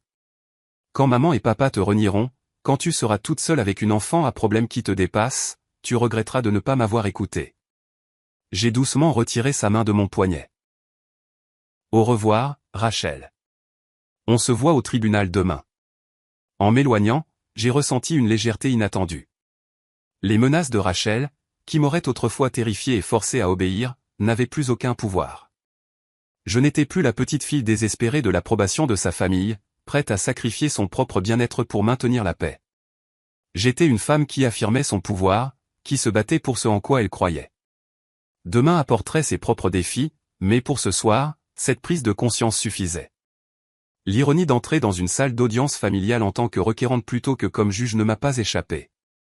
J'avais siégé pour d'innombrables audiences de garde, écoutant les arguments passionnés des deux parties, pesant les preuves et les témoignages pour déterminer le sort d'un enfant. Maintenant, ce serait moi qui plaiderais ma cause, soumise à l'évaluation et à la décision d'un autre juge. La salle d'audience était familière et pourtant étrange de cette nouvelle perspective. Les tables en bois poli, le sceau de l'État sur le mur, les chaises légèrement inconfortables, tout semblait différent de l'autre côté de l'estrade. J'étais assise à côté de mon avocat, David Kaufman, un spécialiste respecté du droit de la famille que je connaissais des cercles professionnels. Marcus était assis juste derrière nous, un soutien silencieux qui signifiait plus qu'il ne pouvait l'imaginer. Rachel est arrivée quelques minutes seulement avant le début de l'audience, accompagnée d'un avocat que j'ai reconnu comme étant Stuart Reynolds, l'un des avocats de la famille les plus chers de la ville. Mes parents ont suivi, prenant place juste derrière Rachel dans une démonstration claire d'allégeance. Aucun d'eux n'a regardé dans ma direction. Eleanor est entrée avec le tuteur ad litem de Lily, une femme nommée Patricia Chin, que je savais être minutieuse et axée sur l'enfant. Lily elle-même ne serait pas présente pour la plupart des débats, une pratique standard pour protéger les enfants des confrontations potentiellement traumatisantes en salle d'audience. La juge Harriet Wilson est entrée et nous nous sommes tous levés. J'avais plaidé devant la juge Wilson de nombreuses fois en tant qu'avocate, mais jamais en tant que juge moi-même. Elle était juste, expérimentée et pas facilement influencée par les appels émotionnels. Exactement le genre de juge que j'aspirais à être. « Bonjour », dit la juge Wilson après avoir pris son siège. Nous sommes ici pour l'affaire Morgan contre Morgan, une demande de garde de l'enfant mineur, Lily Morgan. Toutes les parties sont-elles présentes et prêtes à procéder? Les deux avocats ont confirmé qu'ils étaient prêts, et l'audience a commencé. David a présenté notre cas en premier, exposant méthodiquement les faits. Ma garde temporaire antérieure de Lily, mon foyer et ma carrière stable, le lien fort que Lily et moi avions rétabli au cours des dernières semaines. Eleanor a témoigné des progrès de Lily depuis notre reconnexion, décrivant comment l'enfant avait commencé à s'ouvrir, à faire confiance, à montrer moins de problèmes de comportement. Selon votre opinion professionnelle, a demandé David à Eleanor, serait-il dans le meilleur intérêt de Lily d'être placée sous la garde de mademoiselle Morgan? Eleanor n'a pas hésité. Oui. Jessica a montré un engagement constant envers le bien-être de Lily. Elle s'est formée à la parentalité tenant compte des traumatismes, a ajusté son emploi du temps pour répondre aux besoins de Lily, et a fait preuve de patience et de compréhension dans des moments difficiles. Lily a réagi positivement à leur relation. Elle se sent en sécurité avec Jessica, ce qui n'est pas rien pour un enfant avec l'histoire de Lily. L'avocat de Rachel a contre-interrogé Eleanor agressivement, suggérant que j'avais manipulé Lily ou l'avais montée contre Rachel. Eleanor est restée calme et professionnelle, s'en tenant à ses observations et à son expertise. Ensuite, Marcus a témoigné sur la découverte du cas de Lily et l'enquête subséquente qui a révélé l'abandon de Lily par Rachel et la collecte continue des pensions alimentaires. Lors du contre-interrogatoire, l'avocat de Rachel a tenté de présenter Marcus comme étant partial en raison de sa relation avec moi, insinuant que nous avions conspiré contre Rachel par intérêt romantique l'un pour l'autre. Monsieur Bennett, a demandé Stuart Reynolds, sa voix dégoulinant d'insinuations. Comment décririez-vous votre relation avec Jessica Morgan? Marcus a soutenu son regard. Jessica est mon amie. Nous partageons une préoccupation pour le bien-être de Lily, rien de plus. Une préoccupation qui est commodément apparue après que vous et Rachel vous soyez fiancés. On pourrait s'interroger sur le timing. J'ai découvert le cas de Lily dans le cadre de mon travail, répondit calmement Marcus. Je ne le cherchais pas. Une fois que j'ai su la vérité, je ne pouvais pas en bonne conscience l'ignorer, quelle que soit ma relation avec Rachel. Quand ce fut mon tour de témoigner, je me sentis étrangement calme. Je m'étais préparé intensivement avec David, anticipant les questions difficiles qui allaient venir. J'ai parlé honnêtement de ma relation avec Lily, des circonstances qui avaient conduit à son placement initial avec moi et de la décision déchirante de la rendre à Rachel. Pourquoi n'avez-vous pas maintenu le contact avec Lily après qu'elle ait quitté votre garde, a demandé directement la juge Wilson. J'ai essayé, ai-je expliqué. Pendant les premiers mois, Rachel autorisait les appels vidéo et envoyait des nouvelles. Mais progressivement, ces communications sont devenues moins fréquentes, puis ont cessé. Quand j'essayais de la joindre, Rachel donnait des excuses, disant qu'elle était occupée ou promettait de rappeler bientôt, mais ne le faisait jamais. Finalement, elles ont déménagé et Rachel a cessé de répondre à mes messages. Et vous n'avez pas engagé de poursuite judiciaire à ce moment-là? Non, votre honneur. Je n'avais aucune raison de croire que Lily n'était pas bien soignée. Rachel avait terminé sa cure de désintoxication, semblait stable et avait un partenaire qui la soutenait. J'avais confiance qu'elle était enfin la mère que Lily méritait. La juge Wilson hocha la tête, pensive. Qu'est-ce qui a changé? J'ai appris de Marcus Bennett que Rachel avait de nouveau abandonné Lily, la laissant cette fois avec son petit ami lorsque leur relation a pris fin. Lily a fini en famille d'accueil en conséquence. Si j'avais su cela à l'époque, j'aurais immédiatement demandé la garde. Le contre-interrogatoire de Stuart Reynolds a été brutal, comme je m'y attendais. Il m'a dépeinte comme étant jalouse de Rachel, vindicative, utilisant Lily comme un pion dans une rivalité fraternelle de toute une vie. Il a remis en question ma capacité à m'occuper d'un enfant avec les besoins complexes de Lily tout en maintenant ma carrière exigeante de juge.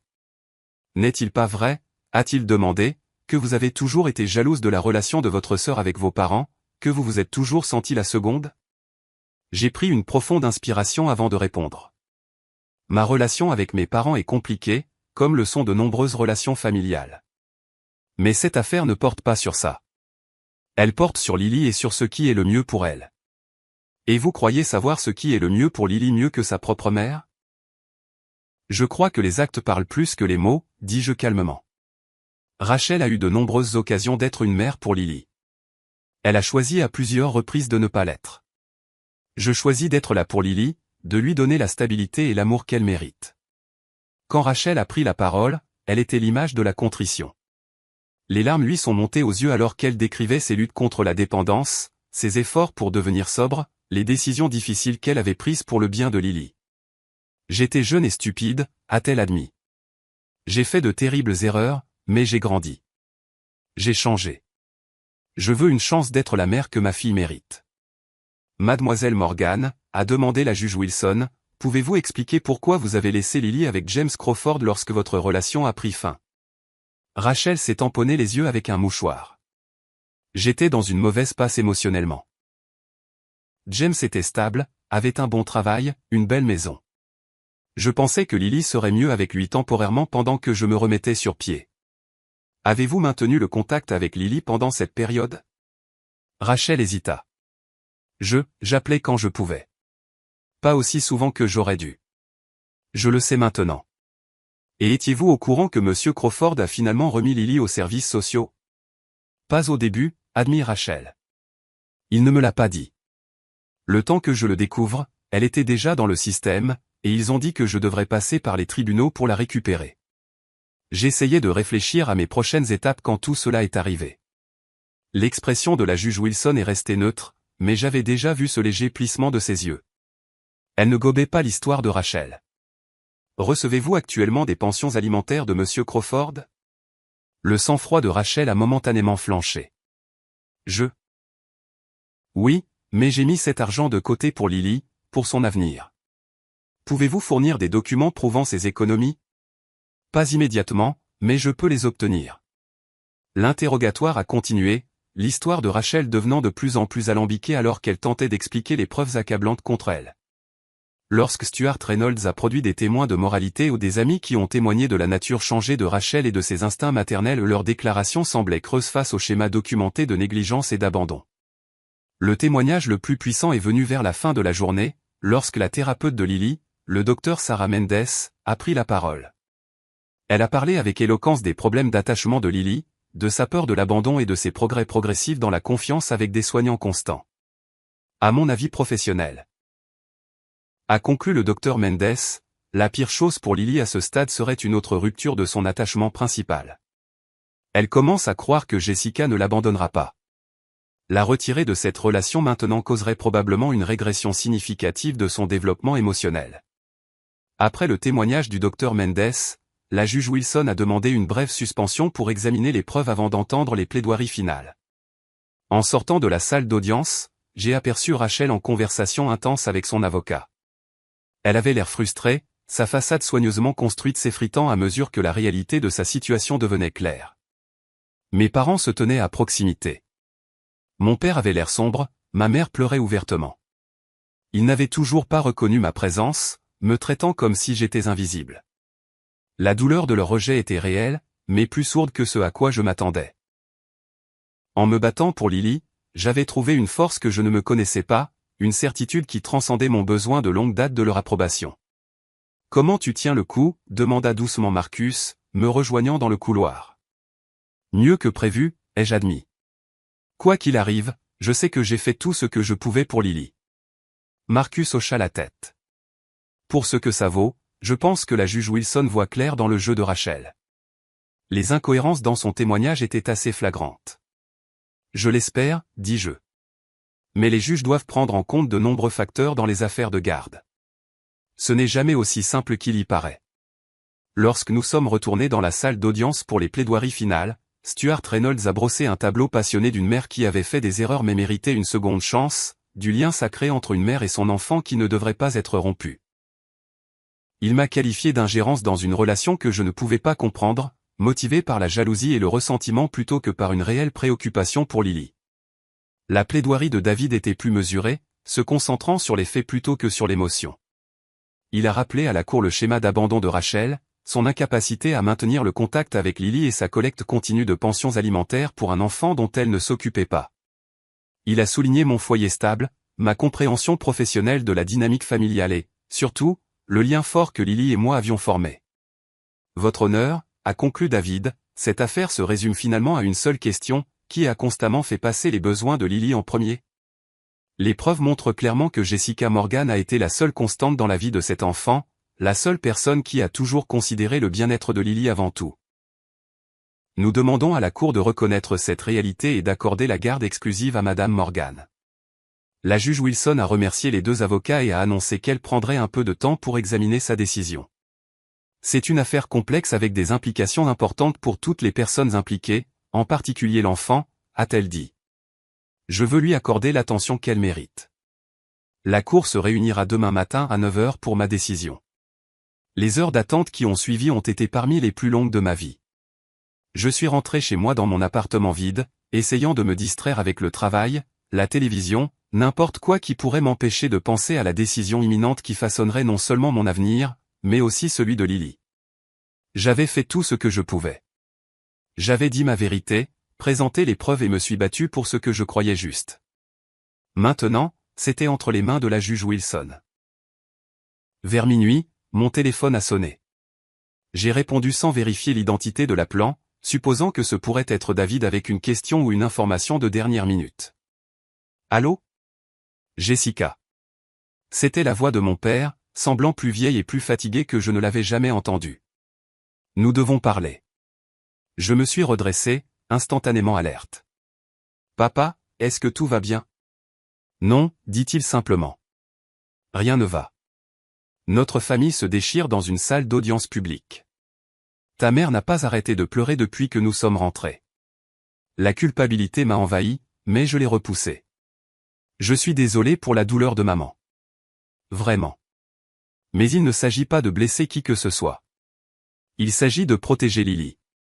Vraiment, a-t-il contesté.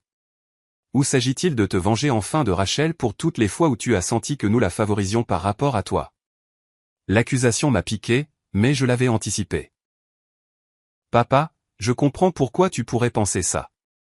Mais je veux que tu réfléchisses à quelque chose. Si j'étais motivé par la jalousie ou la vengeance, est-ce que je me battrais pour assumer la responsabilité d'élever une enfant de 7 ans traumatisée? Est-ce que je réorganiserais toute ma vie, ma carrière, mes projets futurs? Ce n'est pas de la vengeance. C'est de l'amour. Il y eut un long silence à l'autre bout du fil. Finalement, mon père soupira. Rachel dit qu'elle a changé, qu'elle mérite une autre chance. Peut-être qu'elle a changé, ai-je concédé. J'espère pour elle que c'est le cas. Mais Lily ne peut pas se permettre d'être un autre test pour la croissance de Rachel. Elle a déjà été abandonnée 2 fois. Elle a besoin de certitude, de stabilité, de permanence. Et tu penses que tu peux lui apporter ça? Je sais que je peux, dis-je avec une conviction tranquille. Je l'aime, papa. Je l'aime depuis le moment où Rachel l'a mise dans mes bras il y a 5 ans. Je n'ai jamais cessé de l'aimer, même quand je ne pouvais pas être avec elle. Une autre longue pause. Ta mère et moi, nous aurions dû voir ce qui se passait. Avec Rachel, avec Lily. Nous aurions dû être là pour vous deux. C'était ce qui se rapprochait le plus d'une excuse de la part de mon père. Oui, ai-je acquiescé doucement. Vous auriez dû. Je ne sais pas ce que la juge décidera demain, a-t-il dit. Mais quoi qu'il arrive, je veux que tu saches que je suis fier de toi, Jessica.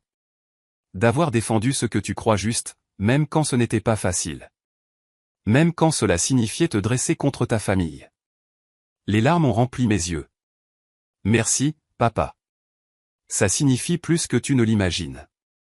Dors un peu, m'a-t-il conseillé. Demain sera une longue journée pour nous tous. J'ai raccroché, le cœur plus léger qu'il ne l'avait été depuis des années.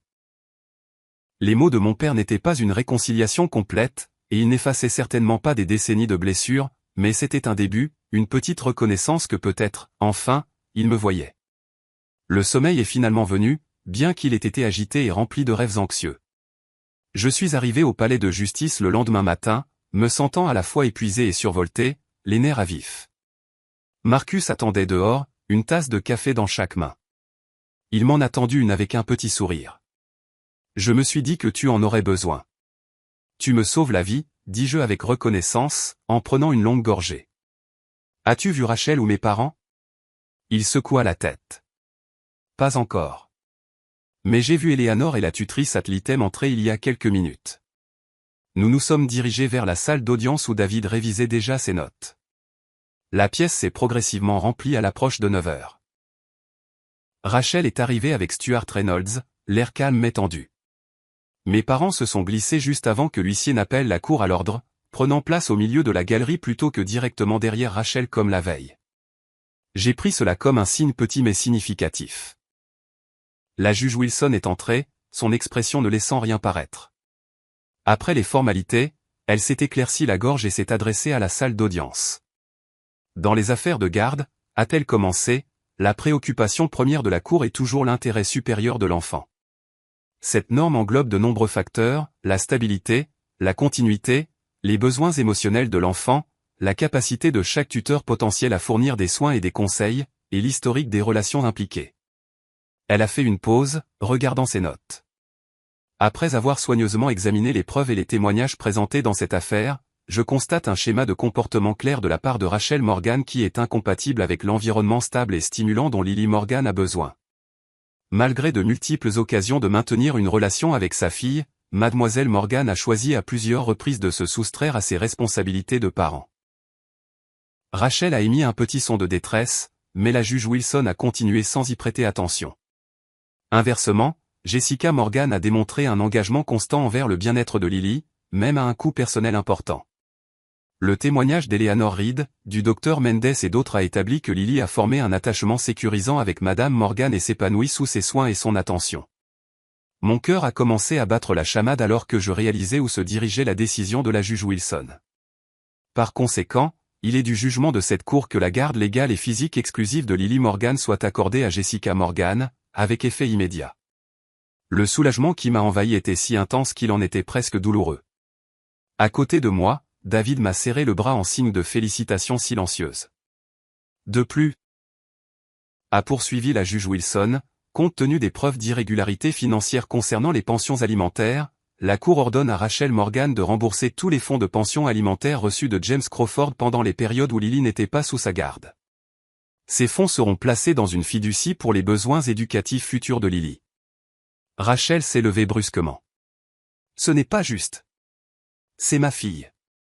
Madame Morgan, dit sèchement la juge Wilson. Contrôlez-vous ou vous serez tenu pour outrage au tribunal. Stuart Reynolds a tiré Rachel sur son siège, lui chuchotant de manière urgente à l'oreille. La cour établira un calendrier de visite pour Rachel Morgan, a poursuivi la juge Wilson une fois l'ordre rétabli.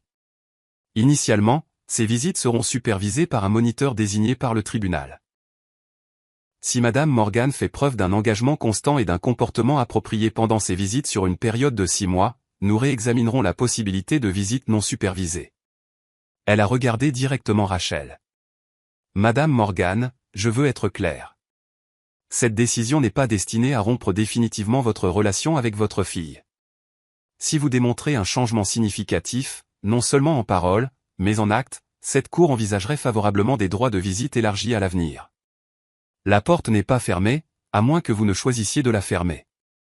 Avec cela, la juge Wilson a conclu l'audience et la salle d'audience a commencé à se vider.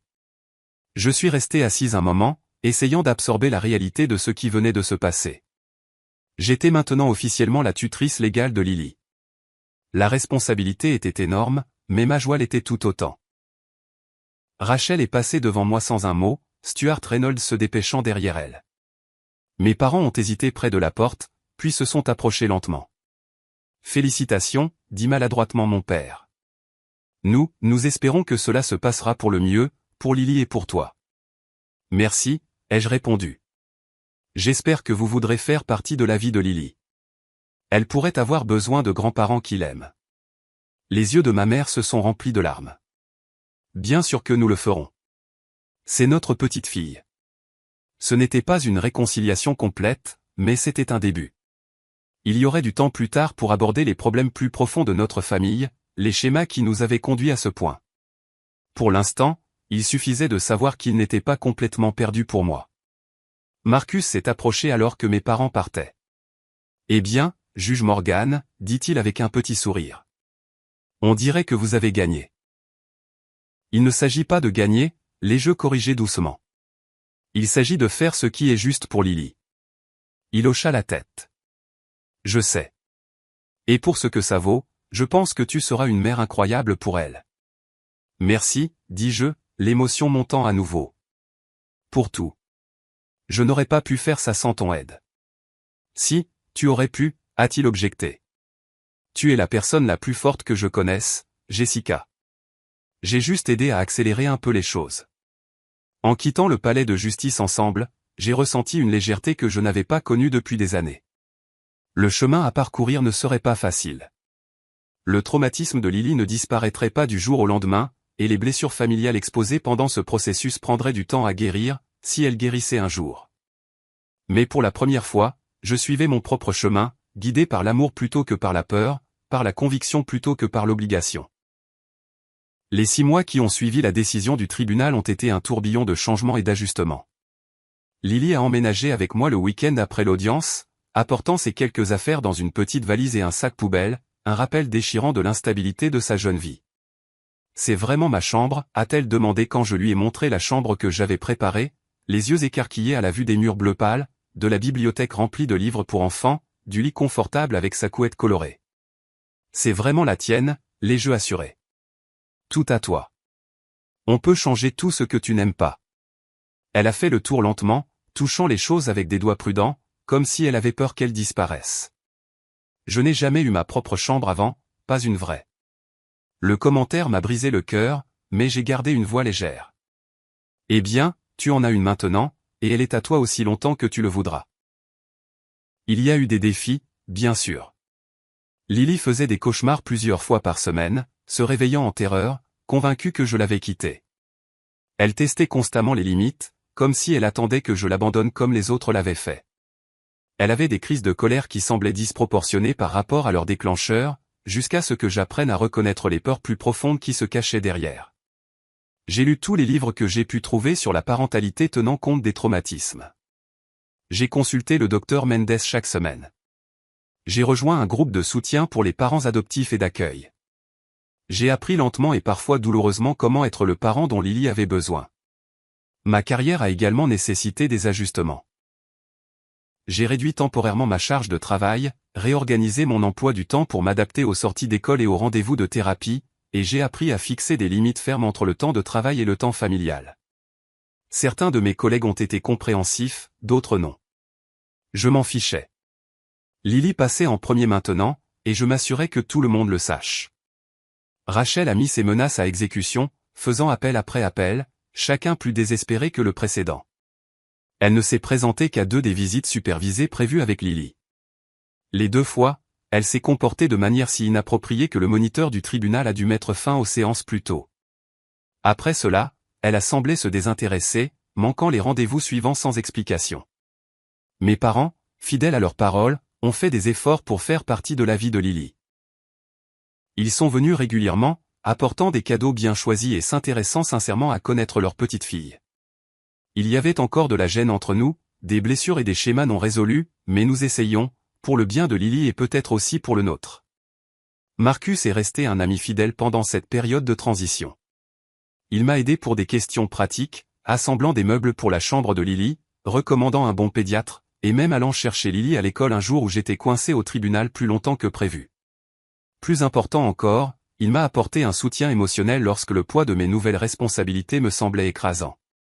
Tu t'en sors très bien, m'a-t-il assuré pendant une semaine particulièrement difficile où Lily avait été renvoyée de l'école pour avoir frappé un autre enfant. Lily s'adapte.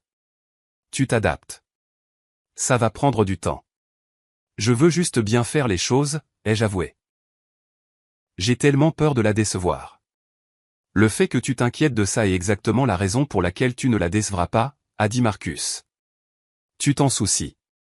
Tu essaies. C'est ça qui compte. Des mois après que Lily soit venue vivre avec moi, Rachel a annoncé qu'elle déménageait en Californie pour poursuivre de nouvelles opportunités. Elle n'a pris aucune disposition pour un contact continu avec Lily, pas même un au revoir.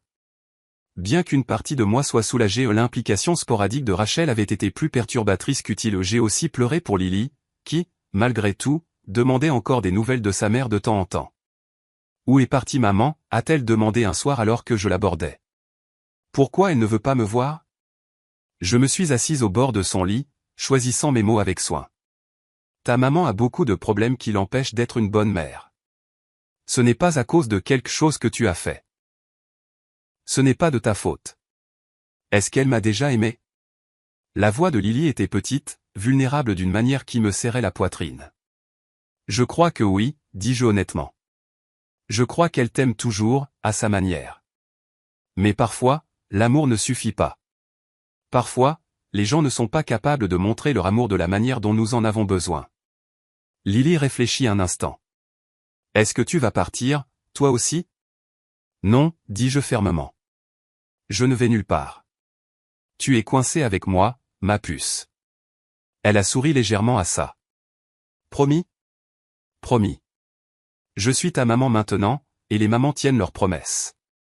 C'était la première fois que l'un de nous utilisait ce mot, maman, pour décrire ma relation avec Lily. C'était venu naturellement, sans planification ni discussion, et ça semblait juste. Est-ce que je peux t'appeler maman? Demanda Lily avec hésitation. Au lieu de Tati Jessie? Les larmes me piquèrent les yeux. J'aimerais beaucoup ça. Mais seulement si tu le veux. Il n'y a pas d'urgence à décider. Elle hocha la tête, pensive. Je crois que je veux. Pas tout le temps, peut-être. Parfois, encore Tati Jessie. C'est d'accord? C'est parfaitement d'accord, les jeux assurés. Tu peux m'appeler comme tu le sens. 2 semaines plus tard, j'ai reçu une visite inattendue de mon père. Il est arrivé un samedi matin alors que Lily était chez une amie. Papa, dis-je surprise en ouvrant la porte. Est-ce que tout va bien? Où est maman? Ta mère va bien, m'a-t-il assuré. Elle est à son club de lecture. Je voulais te parler seul, si ça ne te dérange pas. Je l'ai invitée à entrer, curieuse et légèrement appréhensive. Nous avions été polis, voire amicaux, lors de ces visites avec Lily, mais nous n'avions eu aucune conversation de fond sur les événements de l'année écoulée. Un café, ai-je offert. S'il te plaît. Pendant que je préparais le café, mon père aérait dans mon salon, regardant les photos maintenant affichées sur les murs. Lily au parc. Lily et moi faisant des grimaces à l'appareil photo. Lily tenant fièrement un projet d'art de l'école. Elle s'épanouit avec toi, a-t-il observé alors que je lui tendais une tasse. Tout le monde peut le voir. C'est une enfant incroyable, dis-je. Résiliente, intelligente, drôle. J'ai de la chance de la voir. Mon père a pris une gorgée de son café, puis a posé la tasse avec soin. Jessica, je te dois des excuses. Plusieurs, en fait. J'ai cligné des yeux, surprise. Papa, tu n'as pas à le faire. Si, je dois, a-t-il interrompu. J'ai beaucoup réfléchi depuis l'audience de garde. À notre famille, à la façon dont ta mère et moi vous avons élevés, toi et Rachel. Au schéma que nous avons établi et renforcé au fil des ans. Il prit une profonde inspiration. Nous avons échoué avec vous deux, de différentes manières. Nous avons encouragé les pires comportements de Rachel au lieu de fixer des limites qui auraient pu l'aider à grandir. Et nous t'avons prise pour acquise, nous attendions de toi que tu sois la forte, la responsable, sans reconnaître la pression que cela mettait sur toi. J'ai avalé difficilement la boule qui se formait dans ma gorge. J'apprécie que tu dises ça, papa. Ça signifie beaucoup. Je ne dis pas ça juste pour me donner bonne conscience, a-t-il continué. Je le dis parce que je veux que les choses soient différentes à l'avenir. Pour nous tous, mais surtout pour Lily. Elle mérite mieux que les schémas dysfonctionnels que notre famille a perpétués. C'est vrai, acquiesçai-je. Et je fais de mon mieux pour briser ces schémas avec elle. Je le vois, a dit mon père. Tu es une mère merveilleuse, Jessica. Meilleure que ta mère et moi ne l'avons été, j'en ai peur. J'ai eu de bons exemples de ce qu'il ne faut pas faire. Dis-je, essayant d'alléger le moment avec humour. Mon père a grimacé, mais a hoché la tête. C'est juste. Mais j'espère qu'il n'est pas trop tard pour que nous apprenions, pour que nous fassions mieux. Pour être les parents et les grands-parents que vous et Lily méritez. Il n'est pas trop tard, l'ai-je rassuré, en lui serrant la main. Nous sommes tous encore là, nous essayons encore. Ça compte pour quelque chose. Avant de partir, mon père m'a tendu une enveloppe. J'ai trouvé ça en fouillant dans de vieux papiers, a-t-il expliqué. J'ai pensé que tu voudrais la voir.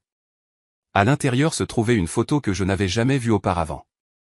Rachel et moi, jeunes enfants, peut-être 5 et 3 ans, assis sur un perron, les bras l'une autour de l'autre, riant toutes les deux de quelque chose hors champ. Nous avions l'air heureuses, vraiment heureuses en compagnie l'une de l'autre, sans la compétition et le ressentiment qui définiraient plus tard notre relation. Merci, dis-je doucement. J'avais oublié que nous avions été comme ça. Vous l'étiez, a confirmé mon père. Avant que les choses ne se compliquent. J'ai pensé que ce serait bien que Lily voie ce côté de sa mère un jour, qu'elle sache qu'il y avait du bon là, autrefois. J'ai hoché la tête, incapable de parler à cause de l'émotion qui m'étranglait. Mon père m'a maladroitement serré dans ses bras avant de partir, le contact physique étant assez rare entre nous pour être significatif. Ce soir-là, après que Lily soit au lit, je me suis assise à regarder la vieille photo, pensant aux familles et aux liens complexes, parfois douloureux, qui nous unissent. Rachel et moi avions été un jour 2 sœurs qui s'aimaient. Quelque part en chemin, cet amour simple avait été tordu par le favoritisme, la comparaison et les besoins non satisfaits. Nos parents avaient joué leur rôle dans cette distorsion, mais nous aussi, avec les choix que nous avions faits et les histoires que nous nous étions racontées. Je ne pouvais pas changer le passé. Je ne pouvais pas guérir les blessures de Rachel ou réparer les dommages que ses choix avaient causés à Lily. Mais je pouvais choisir une voie différente pour l'avenir. Je pouvais être le parent dont Lily avait besoin. La juge qui comprenait les complexités de la dynamique familiale d'une manière profondément personnelle. La femme qui avait enfin appris à défendre sa propre vérité sans s'excuser. 6 mois jour pour jour après que Lily soit venue vivre avec moi, j'ai reçu un avis indiquant que Rachel avait abandonné son dernier appel. Elle avait également, selon le document du tribunal, renoncé entièrement à ses droits parentaux, ouvrant la voie à une adoption légale de Lily si je choisissais de poursuivre cette option. J'ai partagé la nouvelle avec Lily avec précaution, incertaine de sa réaction. Nous étions assises à la table de la cuisine, en train de faire un puzzle ensemble, quand j'ai abordé le sujet. « J'ai des nouvelles de ta maman, de Rachel », dis-je, utilisant les deux termes comme c'était devenu notre coutume. Elle a décidé qu'elle voulait que tu restes avec moi en permanence. Ça veut dire plus d'audience au tribunal, plus d'incertitude. Lily a continué à assembler les pièces du puzzle, son expression pensive. Ça veut dire qu'elle ne reviendra jamais? Je pense que oui, probablement, dis-je doucement. Du moins, pas avant très longtemps. Lily hocha la tête, absorbant cela. C'est parce qu'elle ne m'aime pas? Non, ma puce. C'est parce qu'elle n'est pas capable d'être le genre de maman dont tu as besoin en ce moment. Et je pense qu'à sa manière, elle le sait. Est-ce que tu vas être ma maman pour toujours? Demanda Lily, levant les yeux vers moi avec ses yeux sérieux qui semblaient trop vieux pour son jeune visage. J'aimerais beaucoup, dis-je. Si c'est ce que tu veux aussi. Lily y réfléchit un instant, puis hocha la tête avec détermination. Je le veux. Je veux rester avec toi pour toujours. Alors c'est ce que nous ferons, ai-je promis, en l'enlaçant. Nous serons une famille, toi et moi, pour toujours. Plus tard cette semaine-là, je suis retourné au tribunal. Cette fois, dans ma propre salle d'audience, où j'avais repris ma charge de travail complète maintenant que Lily était installée à l'école et que notre routine était établie. J'ai regardé les familles devant moi. Des parents se battant pour la garde. Des enfants pris au milieu. Des avocats plaidant la cause de leurs clients avec divers degrés de passion et de compétence. Je les voyais tous différemment maintenant. Non seulement comme des cas à trancher, mais comme des êtres humains naviguant sur un terrain émotionnel complexe, portant des blessures visibles et invisibles, essayant à leur manière imparfaite de construire ou de préserver des liens qui comptaient pour eux. Mon expérience avec Lily ne m'avait pas rendu moins objective en tant que juge. Au contraire, elle m'avait rendu plus perspicace, plus capable de voir au-delà des apparences pour percevoir les dynamiques sous-jacentes. Je comprenais maintenant, d'une manière viscérale, que la famille était plus que la biologie. Il s'agissait d'être présent jour après jour, de faire passer les besoins de quelqu'un d'autre avant les siens, d'un amour exprimé par des actes, pas seulement par des mots. À la fin de la journée, je suis rentré à la maison pour trouver Lily attendant sur les marches de l'entrée, un dessin à la main. « J'ai fait ça pour toi », dit-elle fièrement, en le tendant. C'était un dessin de 2 silhouettes, une grande, une petite, debout ensemble sous un soleil souriant. La silhouette la plus grande portait ce qui semblait être une robe noire et tenait un marteau de juge.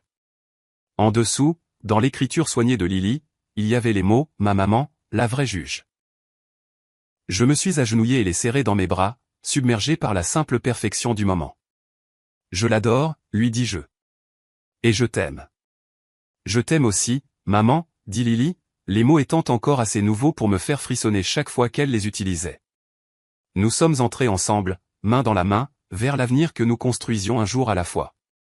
Un avenir basé non pas sur l'obligation ou le sang, mais sur le choix, sur l'amour, sur la famille que nous nous étions créés à partir des morceaux brisés du passé. Ce n'était pas la famille que j'avais imaginée pour moi toutes ces années auparavant. C'était mieux. C'était réel, et c'était la nôtre. Si cette histoire a touché quelque chose en vous sur la famille, la justice ou le courage de défendre votre vérité, s'il vous plaît, partagez-la avec quelqu'un qui pourrait avoir besoin de l'entendre. Nous sommes tous confrontés à des moments où nous devons choisir entre maintenir la paix et faire ce qui est juste, surtout en famille. J'adorerais lire vos réflexions dans les commentaires sur un moment où vous avez dû faire un choix difficile pour les bonnes raisons. Est-ce que ça s'est passé comme vous l'attendiez? Qu'avez-vous appris? Vos expériences comptent et elles pourraient aider quelqu'un d'autre confronté à un carrefour similaire. Avant de partir, n'hésitez pas à cliquer sur le bouton « J'aime » Si mon histoire vous a touché et à vous abonner pour entendre d'autres histoires réelles sur la dynamique familiale, la croissance personnelle et la découverte de la force dans des endroits inattendus. Merci d'être resté avec moi tout au long de ce voyage, de ce moment choquant à table à la nouvelle vie que Lily et moi avons construite ensemble. Parfois, les jugements les plus difficiles que nous portons sont ceux qui nous libèrent enfin.